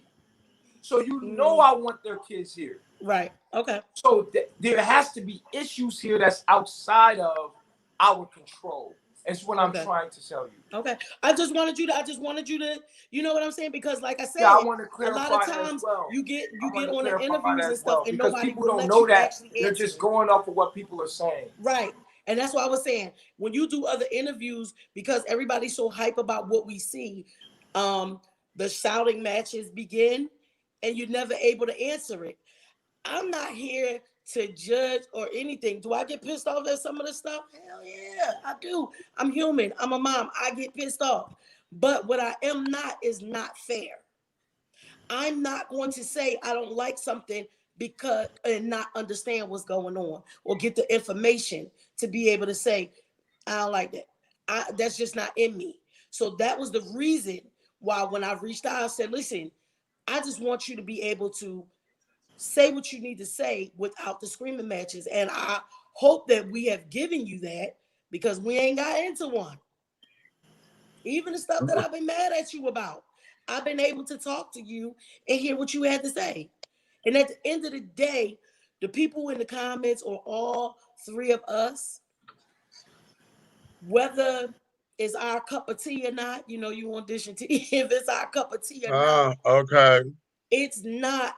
It's us as elders to say, let's ask some of these questions and let's let them answer. Mm-hmm.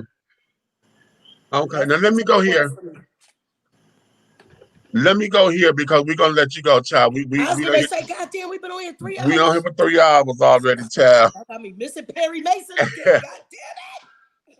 Here's where it is because I know earlier we said we got cookbooks and this, that, and the other for funding and merchandising and carrying on so that you guys can build. I know the adversaries and stuff who feel as though that okay, all you doing is getting folks there and collecting their money and carrying on don't understand what the commitment is. What else are you doing? You said you got the cookbook and things. How is it that folks can actually support if they want to buy the cookbook? Because I was looking at one of the videos about understanding, you know, the right foods to eat and this, that, and the other. What is all of that and how does that work and that? Well, we don't sell anything. We don't sell our music. We don't monetize our YouTube. We're well, we do. We did put our music recently on like Spotify and stuff like that. We didn't do that for money. We did that for exposure. We Okay. actually paid for it to get on there, so that people can get the message.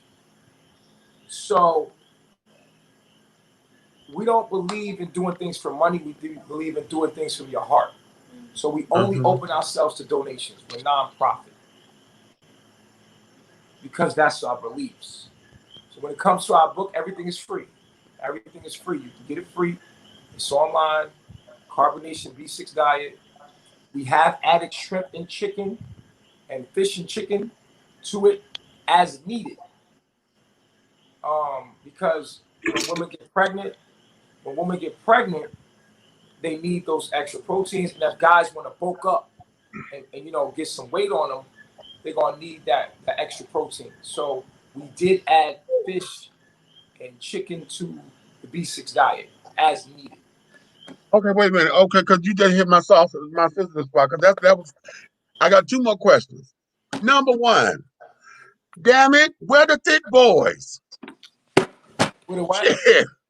Where the thick boys at? Everybody around there they shit ain't got no weight on them, honey. They look like bamboo sticks. Where the They goddamn weigh thick 2 boys? pounds. He gets some money. Okay. Shit. Okay, I wonder. Hell, they all in the water and shit. I'm like, okay, well, wait a minute. Because the They way got that they eat. I understand all that, honey, but he just said if they want to bulk up and shit, I'm like, oh, hell yeah, shit, where they at? And thickness comes cutely. Shit. Okay. We sorry, y'all. No, we Don't be, okay. Hey, I'm gonna need you to they stop held it that as long as they bullshit. could. I can't take them nowhere most Okay. of the time. And they So, held it together real good tonight. listen. As far Meach, as far What? bring it down. as far as Bring it down. the guys that's Let them come to answer. me have been just thin guys. They're more on the thin side. Okay. That's what's around me right now. Oh, he's tired. I know thick fin boys, child. Shit. Okay, Hey, well, don't worry about it. I'm working on Meach right now. I'm gonna get him. anyway, But I'm if gonna, they get there and they get keep him on this diet, they're not gonna be sick for long. I'm gonna get him some coochie. listen, okay. And then and here's my final question, and then I'll let you close out with your final thoughts.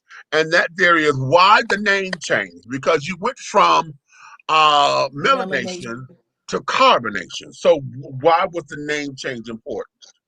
Well, the name change is important because it's a phase in my life.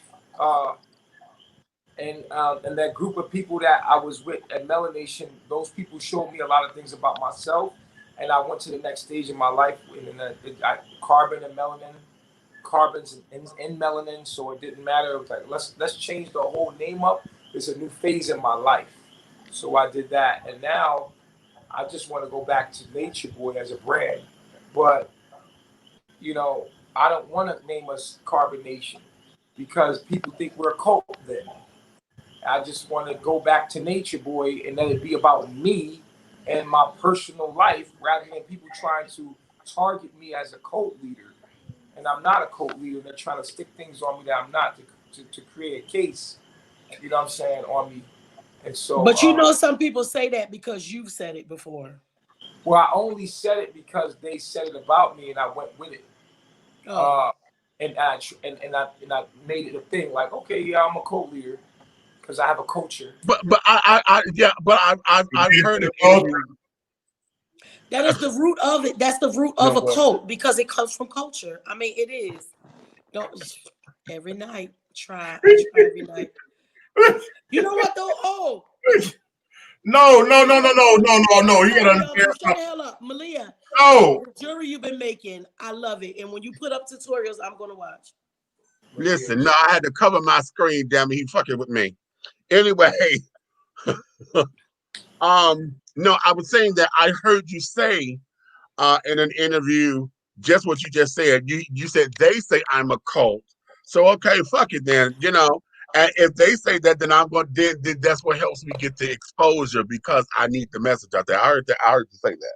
Yeah, So, I don't consider myself a cult leader because everything I'm doing is public.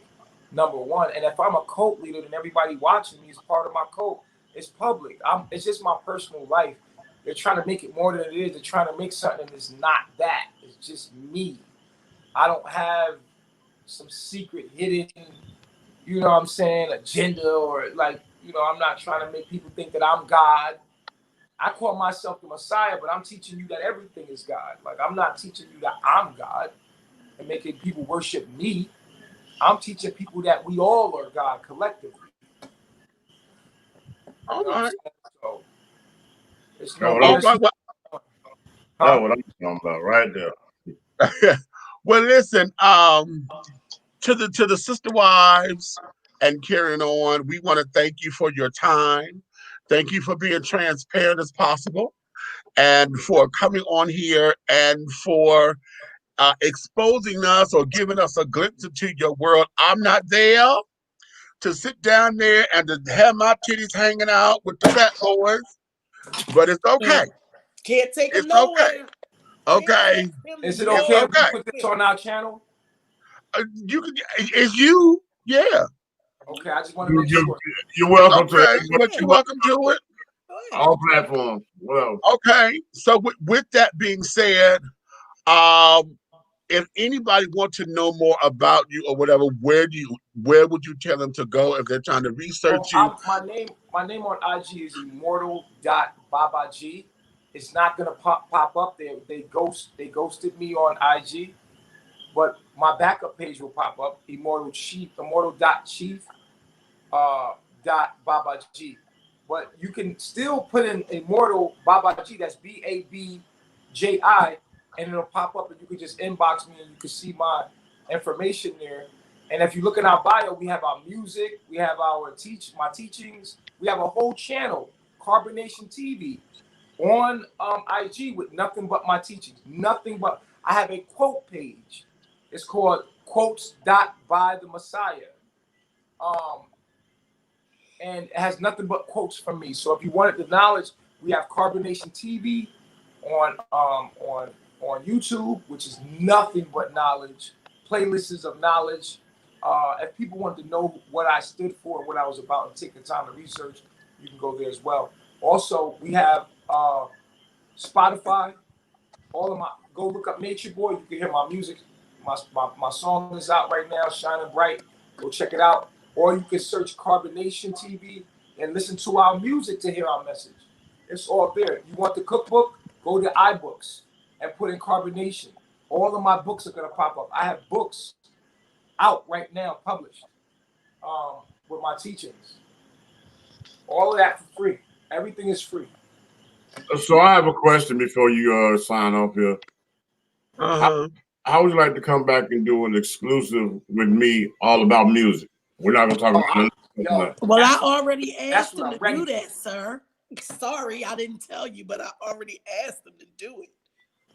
I told him that we were I want to bring you to Atlanta Hot Radio, and we're gonna do just exclusive radio and drop music, all your music only, and everything that we drop, you're gonna give us the experience and tell us what it's about and explain it, and it's gonna be about you.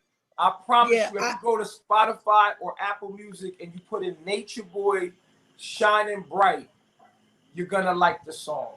I can guarantee you. And I can guarantee you that I'm already typing it. NATUREBOY Shining Bright. You're gonna fuck with that song. We were 3 different entities, but when we're here, it's on YouTube as well.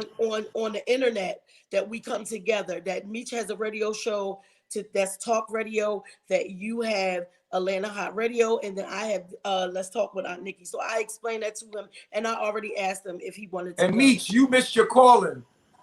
You should be a spiritual guru, man. Like you got. He is. People come to him for all. They come. We'll talk when you come on the radio portion of this, because I'm gonna get into something with you, honey, that I know you ain't talked about in a long time, but we ain't gonna do that here. All right. So okay. For the audience of my followers, where can they find you guys on social media outside of YouTube? If they want to get in contact with you guys. Listen, I'm gonna put all of that up here. Wait, you know what? Hold on. I was gonna say, if anybody want to find me, just send me. Y'all are on most of. I think all of your followers are probably in my YouTube. So just tell them I'll put up my stuff in. Just if they put a comment in there that they want to follow me or whatever, I'll put up all the stuff on there on the page, because it's not okay. Because I'm in the comments too as Miss Boss A1. That's my other YouTube page. So when people saw that was me. No, where can people come and get, like, what's your IG pages? Oh, Aunt Nikki Aunt Nikki _215. Y'all see this link tree right here? That's scrolling. Yeah, that's go to my link tree, and y'all will get everything y'all need to know right there. What's yours, man? Where can we get in contact with you? Big Guy ENT and the #1. Big what? Big Guy ENT and #1. Oh, Big Guy ENT. Okay. And the #1. Hey, I appreciate y'all having me on the platform. I gotta get some rest. All right, you guys. Thank y'all so much for having us on the platform. And we're gonna put this on our YouTube, where we got about 84,000 followers, so it'll promote y'all as well. Good. Yeah, we got, what do we have? 86,000 now? 86, 87, or something like that. Nikki, give me your IG again, Aunt what? Aunt Nikki _215. I'm putting over here on Facebook. Yeah. Lord, yeah, I'm putting over here on Facebook. I mean, not Facebook. It's in the YouTube. I'm putting in the YouTube comments. Okay. Okay. I just did too. So all right. So let's let you get back to your family and carrying on and all of that and things and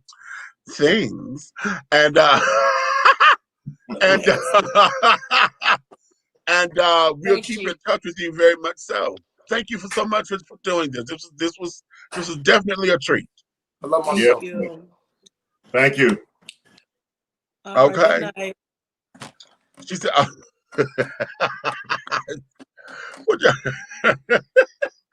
you know what, ladies and gentlemen, honey, thank you all for showing up and for showing out. Y'all done showed out.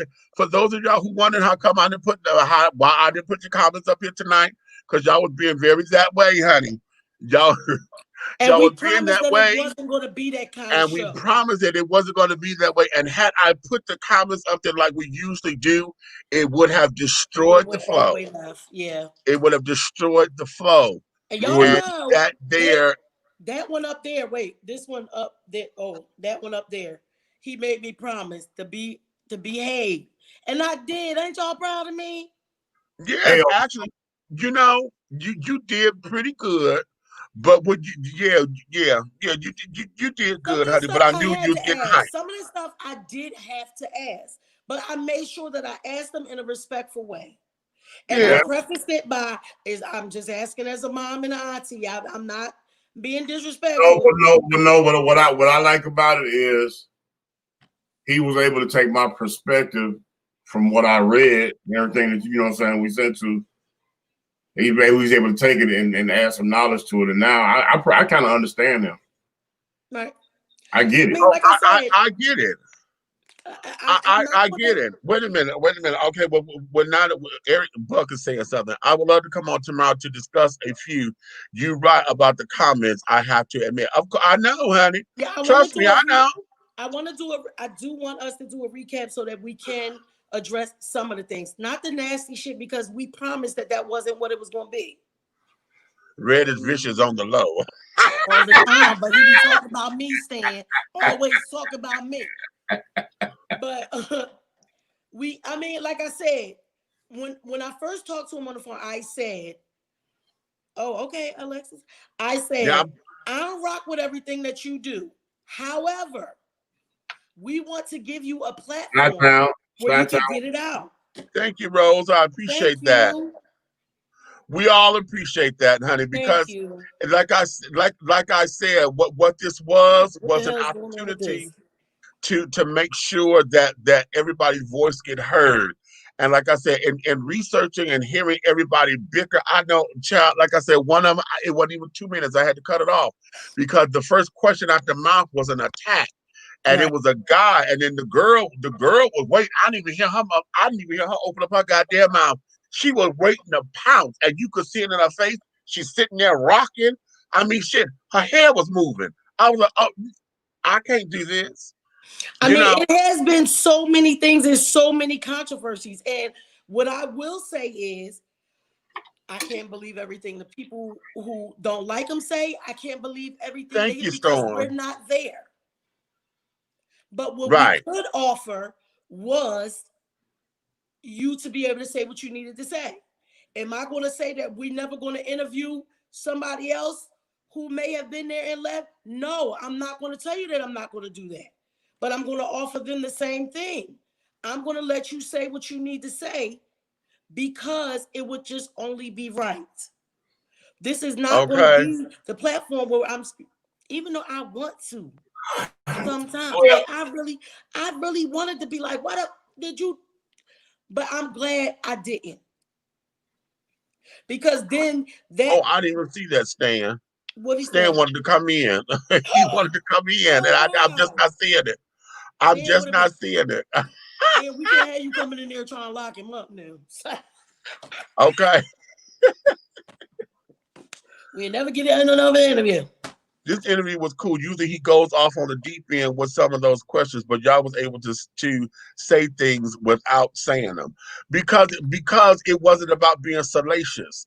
See, a lot of folks come in and want to cut, they want the nastiness. See, just like I said, I'm gonna get raw, but I was trying to be cute about it. But me being me, I was being a little too cute. So no, how y'all fucking was the question. Okay, how is this? And are you fucking the boy? You got to remember this though, and everybody know the number one rule in life when you're trying to doggone get something, you get more with sugar than shit. Okay, and maybe some people's questions might have actually been answered. Now, exactly. You believe him or not, exactly. We actually got to hear him answer some questions as opposed to go the fuck off and hang up off the live. And he opened up. I understand that. Rain, we are the people that have been watching from the beginning have reasons why they come to him like that. I understand that. But that's what we were trying to explain to y'all. I have been watching from the beginning. And I understand what everybody was saying. Y'all heard me say, one time you did some shit where I was cussing you out all over my shit. Yeah, but anytime somebody can take a man of his stature and he's impressed by the way we're presenting ourselves to him based on all the other interviews and the people that have tried to pull him on the different media, bro, I mean, that means we know what we're doing. You know what I'm saying? You're not going to get what we're doing. It's not the fact that somebody's getting brainwashed or believing everything or whatever. But at the end of the day, this is a good point. Sometimes you need to let some people say some shit. Helen the poet. That's a real good point, Helene.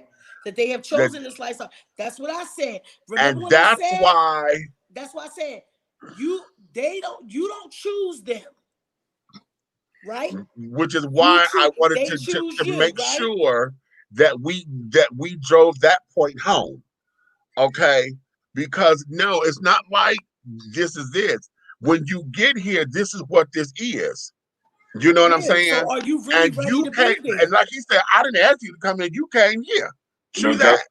You know, And that's and what I that's why it's everything. But again, going on the young thing, it's like, okay, yeah, they chose, but you know, youth, honey, is flighty. They're still discovering life. And as y'all heard him say, ooh, that fucked him up because he's like, okay, now you done tapped into something that I'm working on, and ain't nobody supposed to know that, basically, you know. So And those you are the let him things, know to his face. You say you a charmer. yeah, We know that. You say all the right stuff. And right. sometimes when people are misguided or hurt in their feelings or in like they like to say, in their lower selves, you've been hurt, you've been dogged out, your family don't love you and all kinds of stuff. And then there's somebody who say some things that resonate with you. Is to even let people you hate let them talk. Come Exactly, on, Roger. exactly. Thank you. Well, okay, we gonna do another recap We're gonna tomorrow. do a recap. Okay, because We got another but guest tomorrow too, but it won't yeah, be as long as this. yeah. And carrying on. So we got some things coming up tomorrow. We'll let y'all know that then. You guys, wait a minute. What Rain, what you saying? They chose this lifestyle too, but they also have tried to leave and he won't let them. We have seen that time and time again. He may say they can leave, but he won't let them. We've uncovered that. Remember, we were saying, okay, that's part of his thing, you know, That's as his far thing. as He don't not want them to wanting to leave. get He the admitted it. He family. don't want them to leave. We've uncovered that. So, and I don't know if that's the first time that he's admitted that. I think it has been, because y'all see we got a lot of time when he was at Paul's. Okay, he was Paul's. Because he said so many times in the past he has abandonment issues. Right. That's why I'm like, stop letting people Right. come there. Stop letting people come there. Because Hold if they're on. ready to leave, you don't want them to leave. These are weak-minded people that But he's I playing believe on. that. He knows the type to come and get on. Well, you know what? If they're young, honey, they don't have any life experience. Right. You understand? And y'all know what it was when you became 18, 19 and could move out your mama's house and be grown, and you don't know shit from Shinola, and all you got is a handful of shit, thinking that you fit to do a floor. And it's all about life. It's life experience and understanding how to navigate it. So that was something that we were able to uncover. Now, how he navigates and move forward from this, you know, he said part of his teachings, he's got to sit down and meditate with himself and to come up with those particular answers, because the loyalty I understand about being loyal, but just like we all know, life is a series of change. And if I get here and ready to go because I've outgrown this, it's just like being y'all on the island. Okay, y'all, you gonna outgrow the damn island or the house. Everybody moves. Even if you move from hell. What did he say? They went from Atlanta to damn Hawaii. You move. So, you know, Well, I everybody. think they came back to Atlanta from Hawaii. They was in Costa Rica first, and it was like Honduras, Mexico. It was a whole bunch of different places. Right.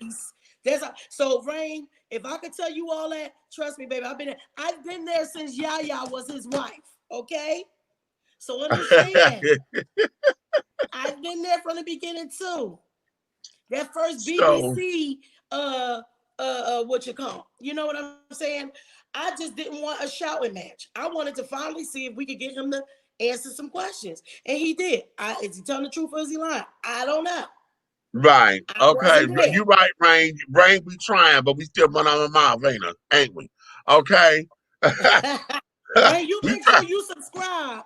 So when we do Y'all the recap, you subscribe, can come follow. in. Y'all make sure y'all share this with everybody and Yeah. carry it on. For those of y'all who for all of the bloggers who follow him and carry on, I know y'all got tons of sound bites y'all can get up out here. Y'all make sure y'all credit my ass, bitches. Okay. Okay. If I see my name, it's gonna be a problem. Okay. And we're gonna go from there. So no, because the way how the grid Subscribe, is, y'all. honey. Like, share, subscribe. Especially we're gonna have Okay. a recap to talk about all the what Oh, you call it, the DeMarco, comments and stuff. wait, DeMarco said y'all got some amazing patience. We do. It's You the know wisdom what? we've gained. When and then part of it is we came up in here. Red was our sounding board because he know, you know, where we were with this. Nikki was the hot button. Y'all know I'm menopausal, so I have hot flashes because and things because okay. And carrying on, and Red was like, okay, I'm gonna be the sounding board. So he was gonna play bumper cars. When Okay, y'all let me heard Red say cheesesteak, when he said yeah, we Philly had came up with cheesesteak, the because he password. knew I was about to We pop came up clean the with fuck code out. words. Philly cheesesteak. Okay, pipe down, honey, pipe down. Okay. And I did. Thank you, brother. And yeah, y'all make sure y'all subscribe. So when we do a recap, because we do want to be able to address some of the comments in a recap. Yeah, So yeah, if y'all yeah. subscribe to something, y'all will be able to see it when it comes up.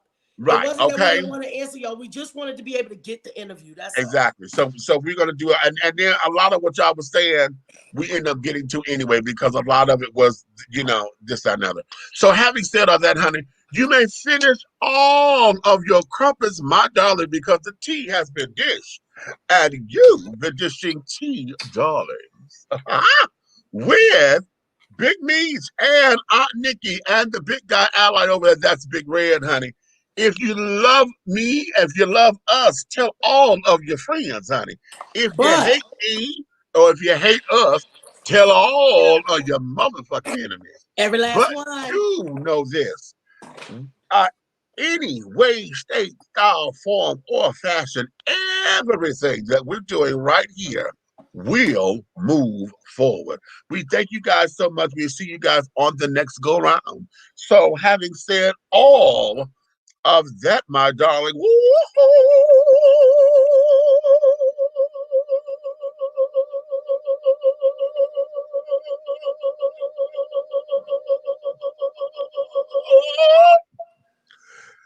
and scene, honey. Yes, baby.